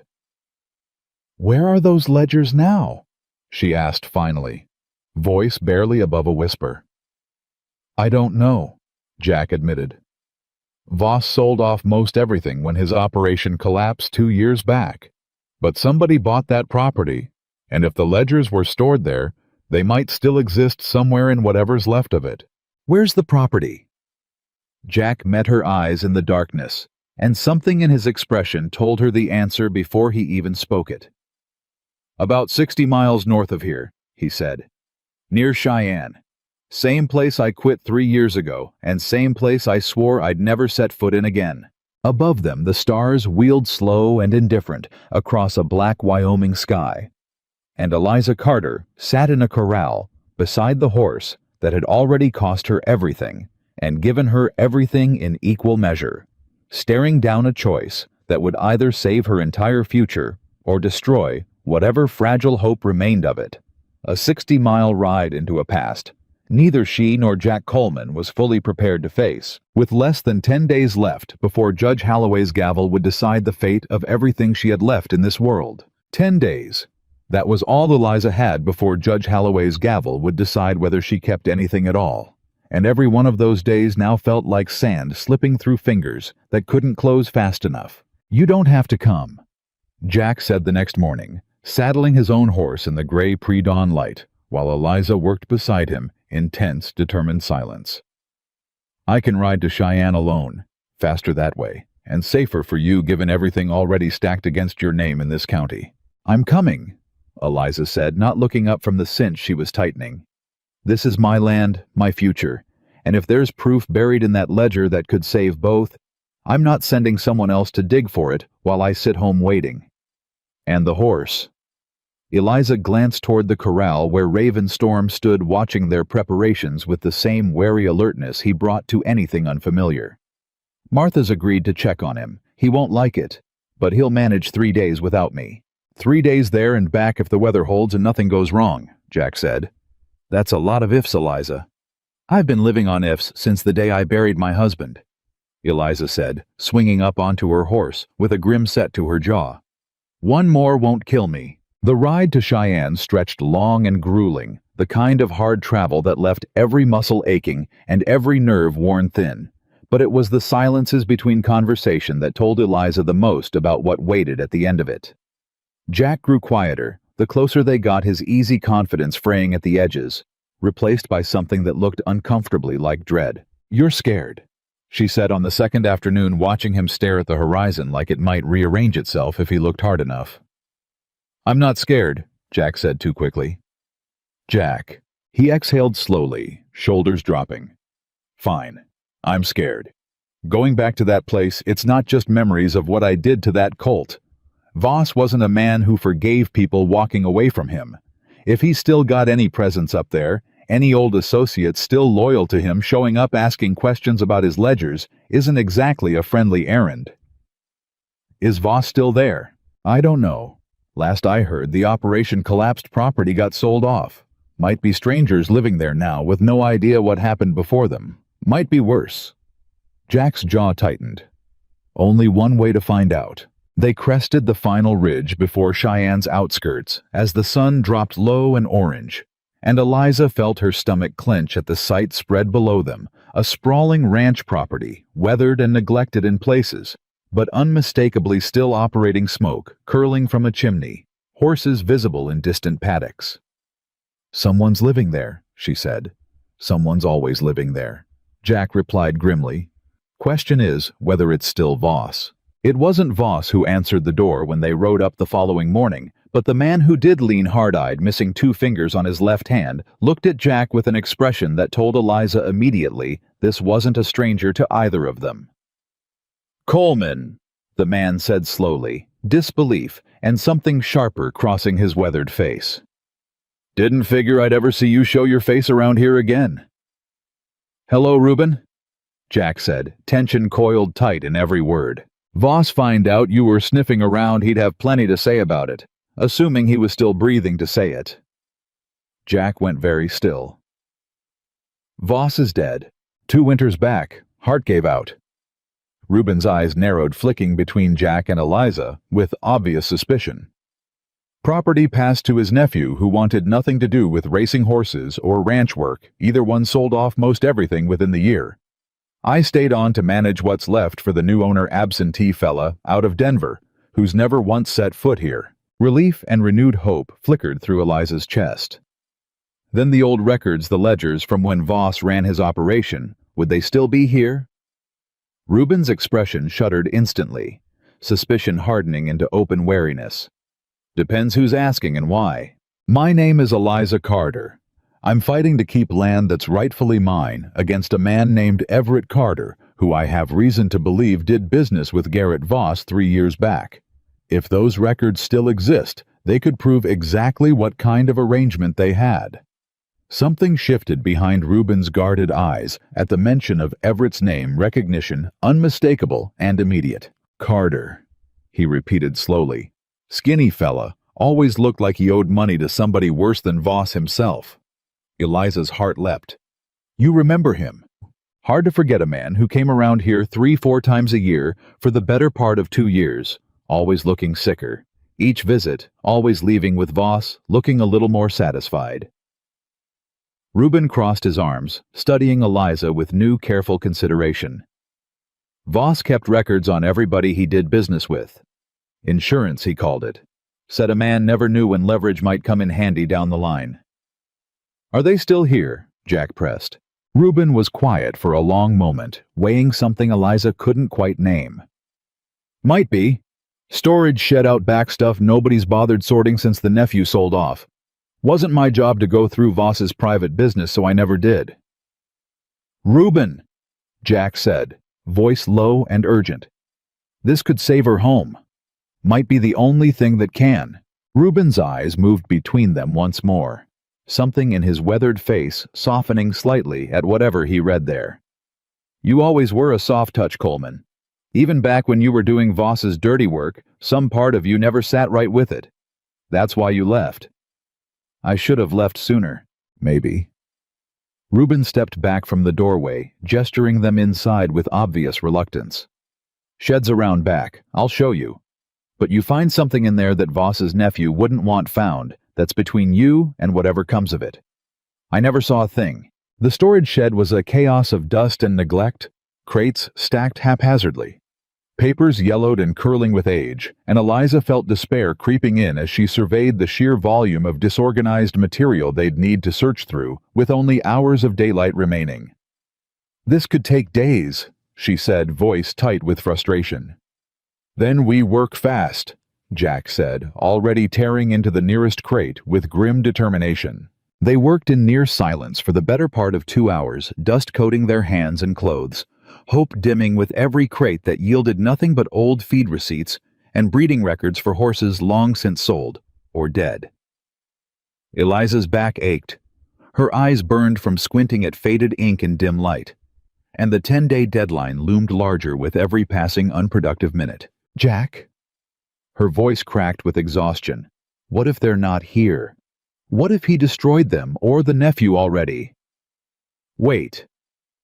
Jack had gone very still, staring down at a leather-bound ledger he'd just pulled from beneath a false bottom in one of the crates, the kind of hidden compartment a man built specifically for things he didn't want casually discovered. Eliza, look at this. She scrambled over, hard-hammering, and together they opened the ledger to reveal page after page of Garrett Voss's careful, damning handwriting. Names, dates, amounts, arrangements, all of it laid out in the cold, methodical language of a man who'd built an entire business on leverage and desperation. There. Jack breathed, finger-stopping on a page dated nearly 3 years earlier. Carter E. Look at this. Eliza read the entry with growing horror. Voss's neat handwriting detailing a debt of nearly $400 accumulated through gambling losses, and beneath it, a chilling notation. Arrangement made EC to apply pressure on DC Re-Eastern parcel sale. Debt forgiven upon successful transfer. DC, Eliza whispered. Daniel Carter. He was supposed to pressure your husband into selling off part of the ranch, Jack said slowly, reading further down the page. Look, there's more. Multiple entries. Voss was tracking this for months. Eliza's hands trembled as she turned the page, and what she found there stopped her breath entirely. Pressure applied unsuccessful. DC refuses to sell citing wife's objection. EC requesting alternative solution to debt given, continued refusal. And below that, in Voss's same cold, methodical hand, a date 3 days before the accident at the quarry that had taken Daniel's life. EC proposes alternate resolution. Details withheld per EC request. Debt to be considered settled, pending outcome. Eliza sank down onto an overturned crate, the ledger trembling in her lap, the full weight of what she was reading crashing over her in a wave that stole every ounce of breath from her lungs. Jack, she whispered. He knew. Everett knew Daniel was going to die. He proposed it himself. Jack knelt beside her, his own face pale with horror. Eliza, This doesn't prove he caused it. It could mean something else. What else could it mean? Her voice cracked, grief and fury tangling together into something raw and dangerous. 3 days before Daniel died in an accident, everybody called bad luck. Everett proposed an alternate resolution to settle a debt he owed for pressuring my husband to sell land he refused to sell. Jack, this isn't a coincidence. This is— She couldn't finish the sentence. Couldn't make herself say the word, hovering at the edge of her thoughts, too monstrous to give voice to even now. Jack's hand found her shoulder, steadying, grounding. We need to get this to Judge Holloway. Whatever it means, whatever it proves or doesn't prove definitively, it's enough to unravel Everett's entire claim, and then some. Eliza nodded numbly, closing the ledger with careful shaking hands, and for a long moment she simply sat in that dusty shed, 60 miles from everything she'd ever known.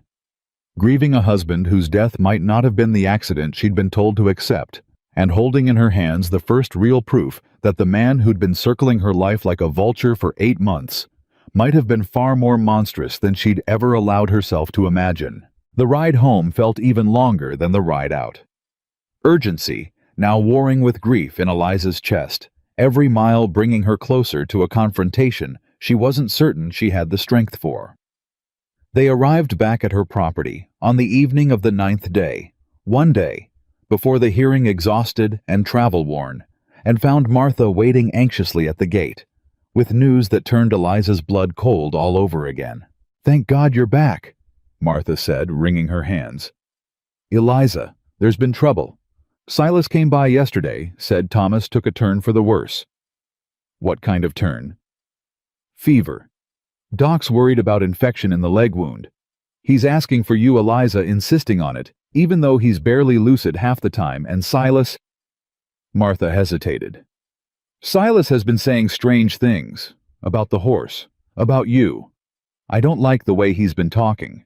Eliza's exhaustion evaporated instantly, replaced by fresh alarm. "What's he been saying?" "That maybe it's for the best if the hearing doesn't go your way. That maybe losing that land would finally put an end to what he called all this foolishness with the horse." Martha's face was tight with worry. "Eliza, I've known Silas Reed a long time. Cross and bitter, yes, but I never took him for cruel. Something's different lately. Something's got him rattled." Eliza exchanged a troubled glance with Jack. Reuben mentioned Voss kept records on everybody he did business with. Insurance, he called it. "You think Silas is involved with Voss too?" Jack asked slowly. "I don't know, but I intend to find out before that hearing tomorrow." Eliza was already moving toward the barn, toward Ravenstorm's stall, checking on the stallion with quick, practiced hands, even through her exhaustion.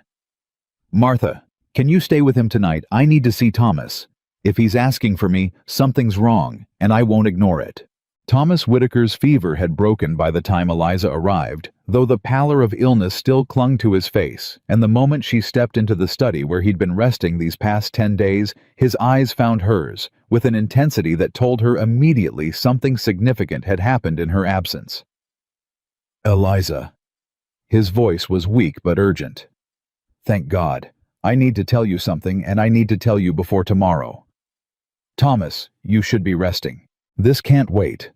He struggled to sit up further against his pillows, waving off her attempts to ease him back down. "It's about Silas." Eliza went very still. "What about him?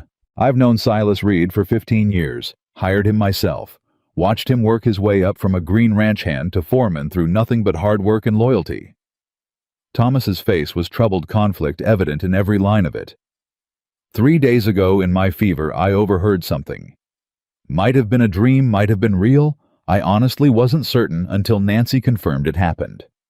"What did you hear?" "Silas in this very room on the telephone line to the county courthouse, talking to someone about the hearing tomorrow, about Everett Carter's case."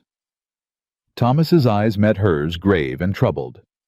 He was asking whether a certain piece of testimony could be excluded if it came from a witness with, and I quote, "known ties to the defendant that might call their objectivity into question."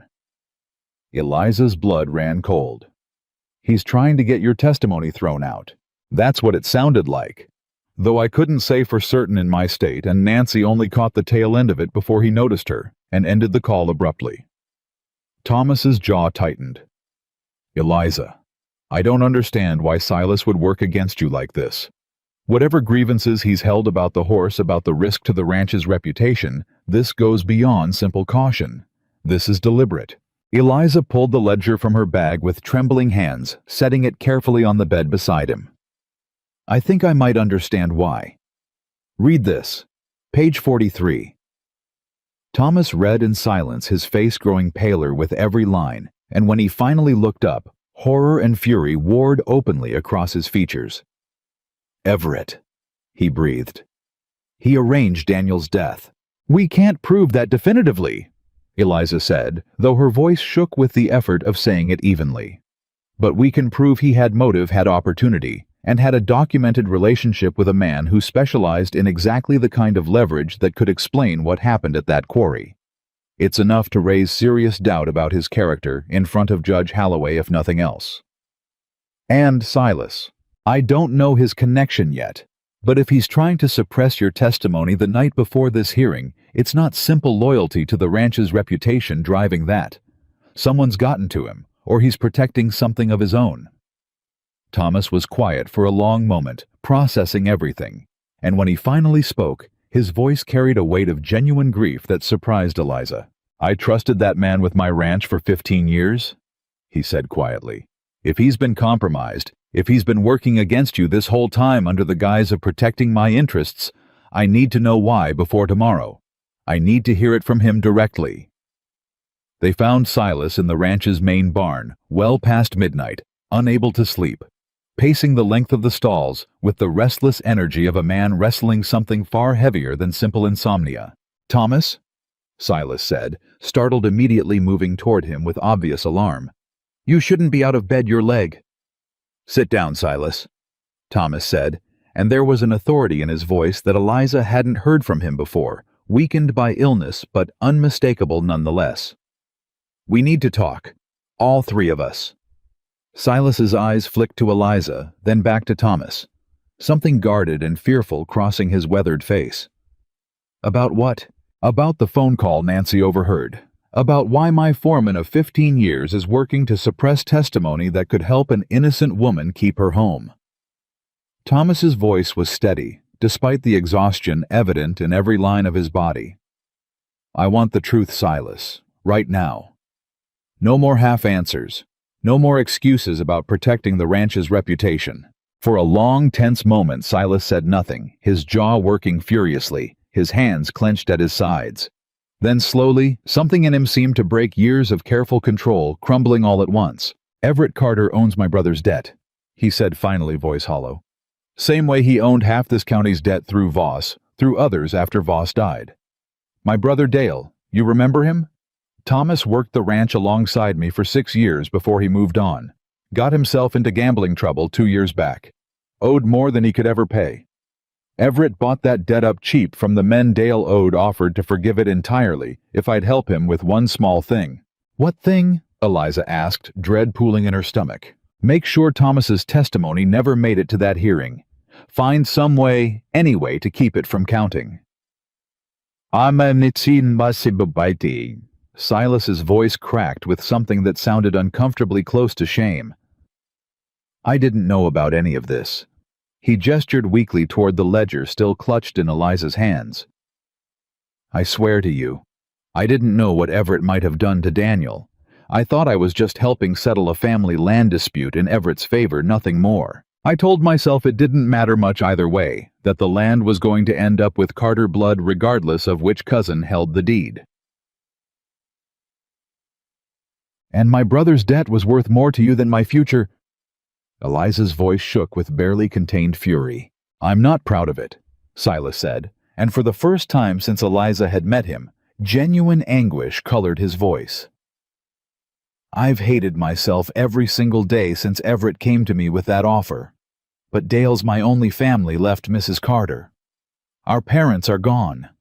I couldn't watch him lose everything over a debt that wasn't even really his to begin with, sold and resold by men who never once cared whether he could actually pay it. Thomas's face had gone hard with a fury Eliza had never seen from him before. "You should have come to me 15 years. Silas and you couldn't trust me enough to ask for help instead of betraying everything this ranch stands for." "I was ashamed," Silas said quietly, "and I was scared. Everett made it clear what would happen to Dale if I didn't cooperate, said he had ways of making sure the debt got collected, one way or another, implied things about what those ways might look like that I didn't want tested." The barn fell into heavy silence, the weight of the confession settling over all three of them like a physical thing. "It's not too late," Eliza said finally, her fury tempering slightly into something more calculating. "Silas, if you testify tomorrow, tell the judge everything you just told us about Everett's threats about the debt, about what he asked you to do. That's not a betrayal anymore. That's the truth finally coming out." Silas looked up, startled. "You'd want that, after what I tried to do?" "I want Everett Carter exposed for exactly what he is," Eliza said. "And I think you're tired of carrying whatever guilt you've been carrying since this started. Am I wrong?" Silas was quiet for a long moment, and when he finally spoke, his voice was rough with something that sounded almost like relief. "You're not wrong," he admitted. "I've hated every minute of this, hated watching you fight so hard for that horse for your land, while knowing I was working against you in secret for my brother's sake. It's eaten at me every single day." "Then let it stop eating at you," Eliza said. "Testify tomorrow. Tell the truth. Whatever happens to Dale's debt after that, we'll figure it out together. But Everett Carter does not get to keep controlling people's lives through fear and leverage. Not anymore." Thomas nodded slowly, some of the fury in his expression softening into something more like determination. "I'll speak with the bank myself about Dale's situation, Silas, once this is settled. Nobody in my employ should be forced into betrayal because they were too afraid to ask for help." Silas's composure finally cracked entirely, years of careful stoicism giving way to something raw and grateful. "I don't deserve that kindness. Either of you." "Maybe not," Eliza said, not unkindly. "But you're offering the truth now when it counts most. That has to count for something." The morning of the hearing arrived gray and tense, Red Hollow's small courthouse already crowded with spectators by the time Eliza arrived, the scandal of a widow's land dispute having drawn far more attention than she'd anticipated. Everett was already seated at the front of the courtroom, sharp-suited and confident, exchanging quiet words with his lawyer, and when his eyes found Eliza entering, his smile carried the same oily satisfaction she'd come to dread. "Nervous, cousin?" he called across the room, loud enough to draw curious glances from nearby spectators.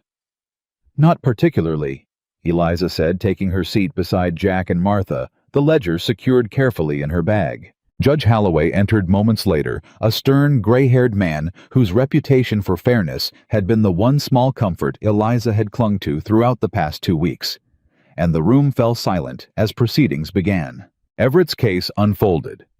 First, his lawyer, painting a careful picture of a struggling widow, overwhelmed by responsibilities she couldn't manage: the storm-damaged fence, the dangerous horse, the general precariousness of a woman alone attempting to run a property meant for a full ranching operation. Eliza sat through it with clenched jaw and steady hands, watching Everett's satisfied expression grow more confident with every point his lawyer scored. "The land clearly requires management this widow cannot provide," Everett's lawyer concluded. "My client, as the deceased's closest surviving male relative with proven ranching experience, is simply requesting the court recognize what's plainly evident to anyone who examines the facts objectively." Judge Holloway's expression remained carefully neutral. "Mrs. Carter, your response." Eliza rose, heart hammering, and felt Jack's steadying hand briefly touch her shoulder before she stepped forward. "Your Honor, I'd like to call witnesses," she said, voice steadier than she felt. "First, Mr. Thomas Whitaker."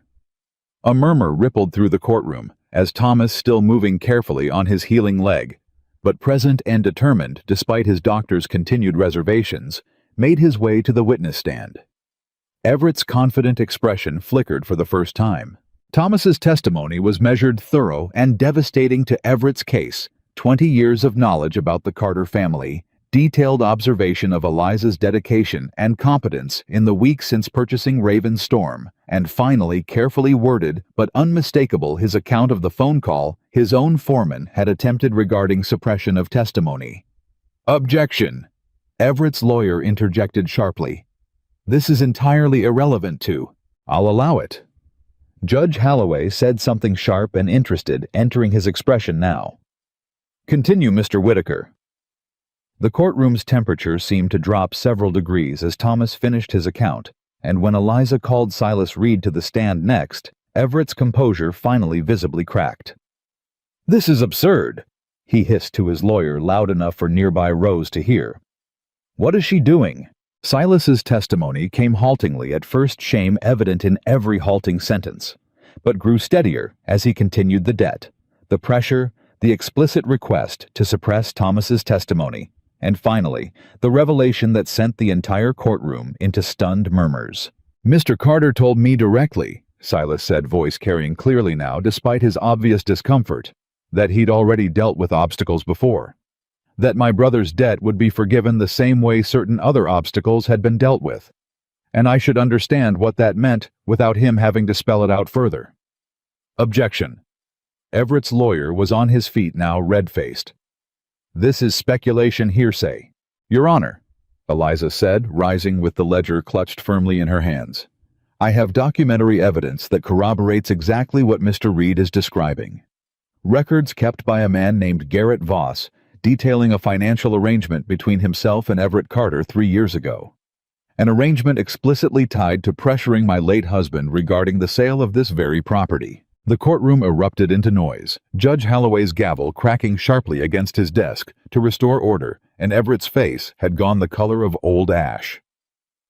"Your Honor, this is entirely inadmissible," his lawyer protested. "We have no verification of authenticity, no chain of custody." "I'd like the court to examine this document," Eliza said, stepping forward despite the protest voice ringing clear and steady through the chaos. "And I'd like Mr. Carter to explain under oath exactly what alternate resolution meant regarding his debt to Garrett Voss 3 days before my husband's death." The color drained entirely from Everett's face, and for the first time since this entire nightmare had begun, Eliza watched genuine fear replace his customary smug confidence. Judge Holloway's expression had turned to granite as he accepted the ledger from the bailiff, scanning the relevant pages with growing gravity, and the silence that fell over that courtroom while he read felt heavier than anything Eliza had experienced in 8 long, grief-soaked months.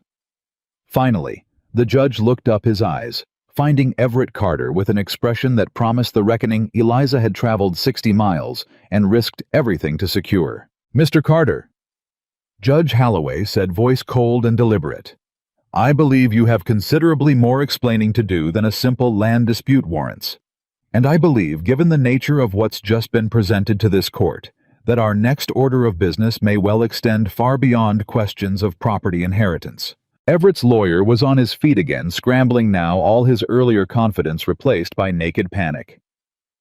"Your Honor, my client would like to request a recess to properly review." "Sit down, counselor." Judge Holloway's voice cracked like a whip through the courtroom. "Your client has had 3 years to prepare an explanation for his dealings with Garrett Voss. He doesn't need a recess. He needs to answer the question." Everett sat frozen at the defendant's table, and for the first time since Eliza had known him, every ounce of oily confidence had drained clean out of his face. "Mr. Carter." The judge's eyes bored into him. "What did alternate resolution mean?" Silence. "Mr. Carter, I will ask you one more time, and I would remind you that refusing to answer in this courtroom will be noted and noted unfavorably." Everett's hands were shaking now visibly, the whole courtroom watching him unravel in real time. When he finally spoke, his voice came out thin and hoarse, nothing like the smooth drawl he'd used outside the feed store weeks earlier. "I didn't kill him," he said. "I swear before God, I never touched Daniel." "Then what did you do?" Eliza's voice rang out before she could stop herself. 8 months of grief and suspicion finally boiling over into words. "What did you do, Everett?" "I told Voss's man where Daniel would be that morning," Everett said, and the courtroom seemed to hold its breath as one. The quarry schedule told him Daniel walked that upper ledge alone most mornings before the crew arrived. That's all I did. I swear that's all I did. I didn't know what he intended. I told myself he only meant to frighten him, force his hand on the land sale. You handed a man's life to a stranger to settle a gambling debt. Judge Holloway said, voice like ice. And you sat in my courtroom for 2 weeks pretending grief for a cousin whose land you were simultaneously trying to steal from his widow. I didn't know he'd die, Everett said, and now there were tears on his face, ugly and desperate. I didn't know. Sheriff Danvers, Judge Holloway said, not taking his eyes off Everett. I believe this matter now falls well outside the jurisdiction of a civil land dispute. Take Mr. Carter into custody. I want the county prosecutor in this courtroom by tomorrow morning, and I want every page of that ledger copied and submitted as evidence in what I suspect is about to become a criminal investigation into the death of Daniel Carter. The courtroom exploded into noise, spectators surging to their feet, and Eliza sat frozen in her chair as 2 deputies moved forward to place Everett in restraints, his desperate protests swallowed by the roar of the crowd around her. Jack's hand found hers, gripping tight, and Martha was already crying openly beside her. And somewhere in the chaos, Eliza realized her own face was wet with tears. She hadn't felt herself start crying. It's over, Jack said quietly, close to her ear, steady amid the storm of noise around them. Eliza, it's over. Order! Judge Holloway's gavel cracked again and again until the room finally settled into stunned, murmuring quiet. Regarding the land claim brought before this court, given the revelations of this proceeding, I am dismissing Mr. Carter's petition in its entirety with prejudice. The property in question remains fully and without further contest in the possession of Mrs. Eliza Carter. His eyes found her across the courtroom, something almost gentle entering his stern expression. Mrs. Carter, this court extends its sincere condolences for what you've endured both 8 months ago and in the weeks since. You are free to go with the full backing of this court behind you. Eliza sat in stunned silence for a long moment, the words washing over her like something too large to fully absorb all at once, her home safe. Her husband's death finally understood, even if the understanding brought its own fresh grief. Everett finally, after everything, facing consequences, instead of walking free with everything he'd schemed to steal. Eliza, Martha's hand touched her shoulder gently. It's done. You did it. We did it. Eliza corrected, looking around at the faces gathered close around her. Jack steady and quiet, carrying guilt he'd spent 3 years running from, and had finally, in some small way, begun to make right. Thomas pale and exhausted, but present, having risked his own health to stand beside her when it mattered most. Silas hovering at the edge of the group, uncertain of his welcome even now. Martha, who'd never once stopped believing there was a woman worth defending beneath 8 months of grief and small-town whispers. Silas? Eliza turned to him, and the foreman flinched slightly, as though bracing for anger she no longer felt any need to give him. Thank you for telling the truth today. I know it wasn't easy. I don't deserve your thanks, Silas said quietly. Not after what I tried to do. Maybe not, Eliza agreed. But you did the right thing when it counted most, and that matters. Your brother's debt Thomas already offered to help settle it properly through honest means this time. No more men like Voss or Everett holding it over your family's head.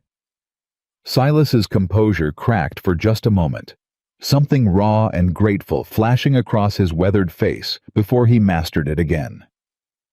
I won't forget this, Mrs. Carter. Any of it. The ride home that afternoon felt different from every ride that had come before it. Lighter somehow, despite the exhaustion dragging at every limb.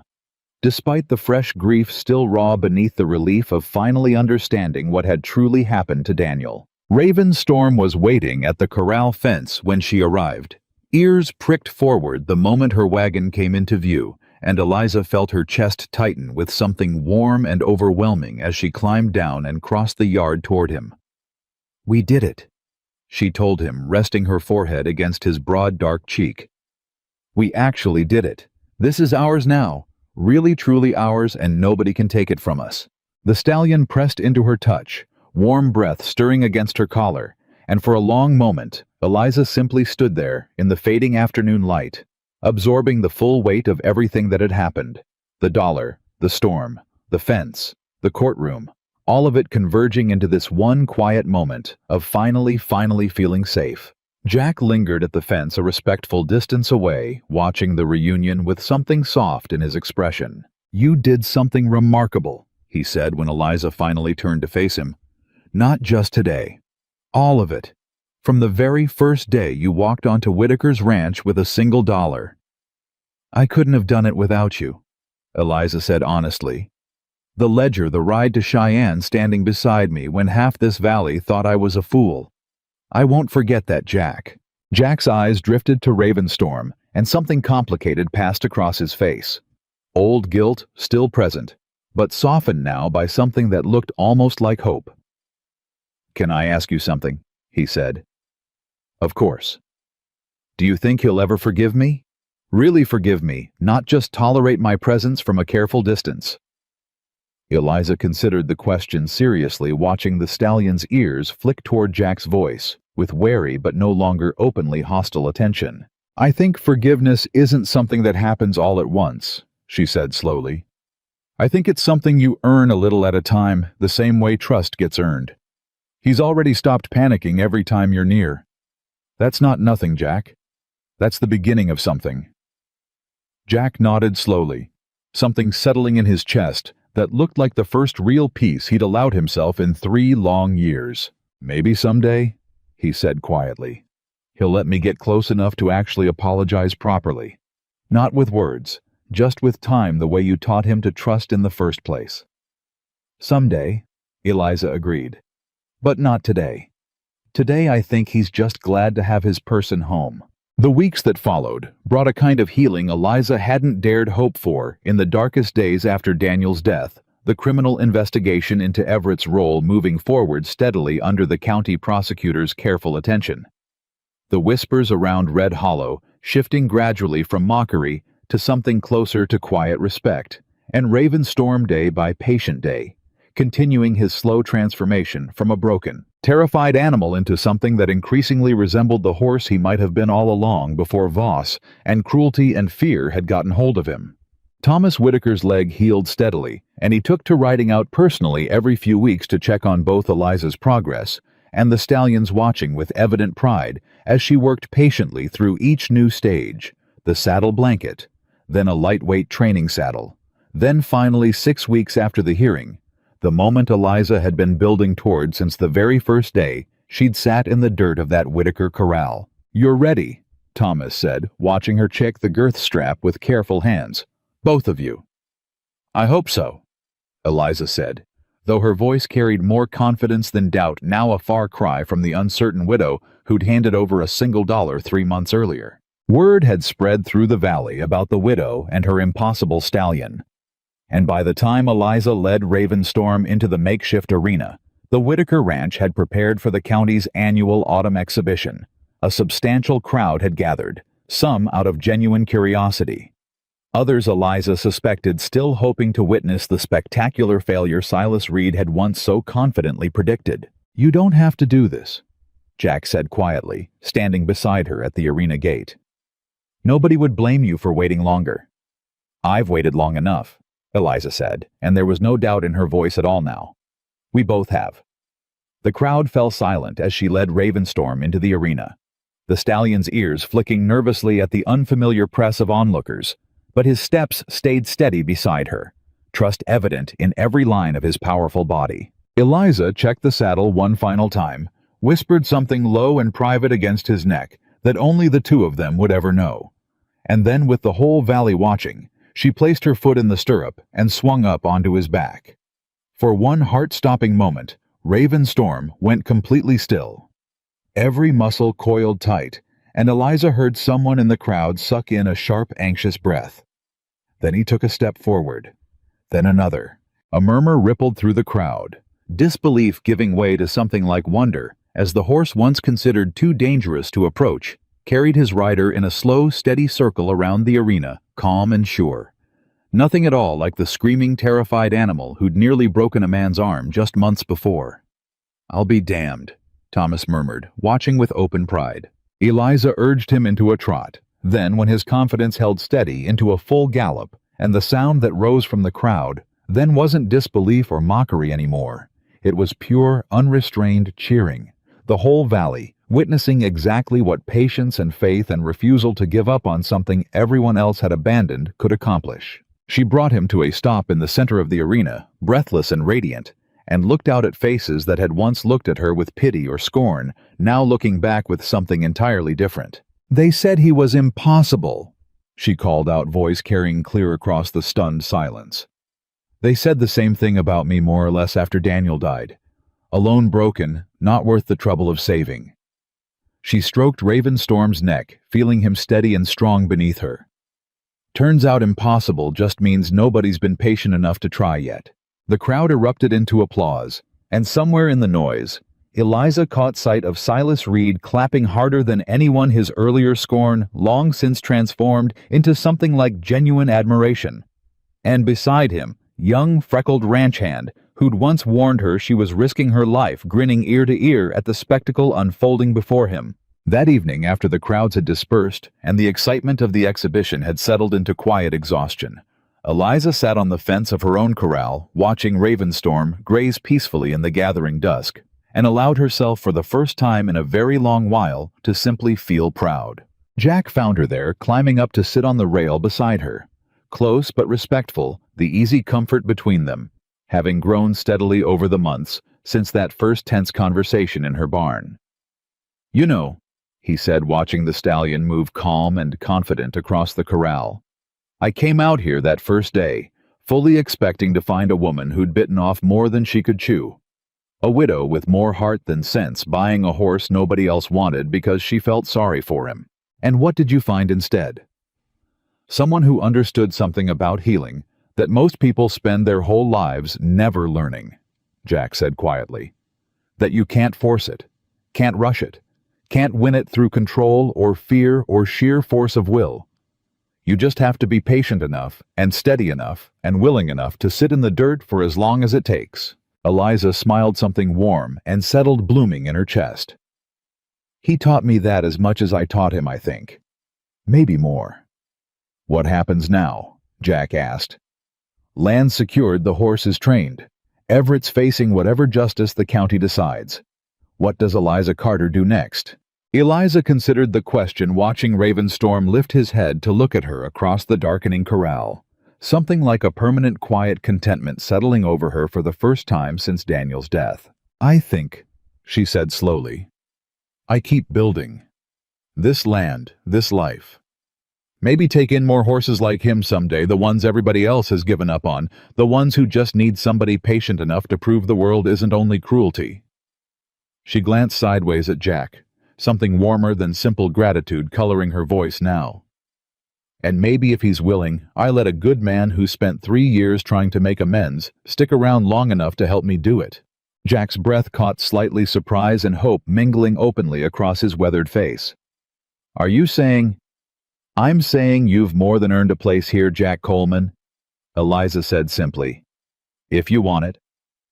Jack looked out at the horse who'd once reared and screamed at the very sight of him, now standing calm just yards away, watching the two of them with quiet, settled eyes, and something in his chest that had carried guilt for 3 long years finally gently began to ease. "I want it," he said, "more than I've wanted anything in a long time."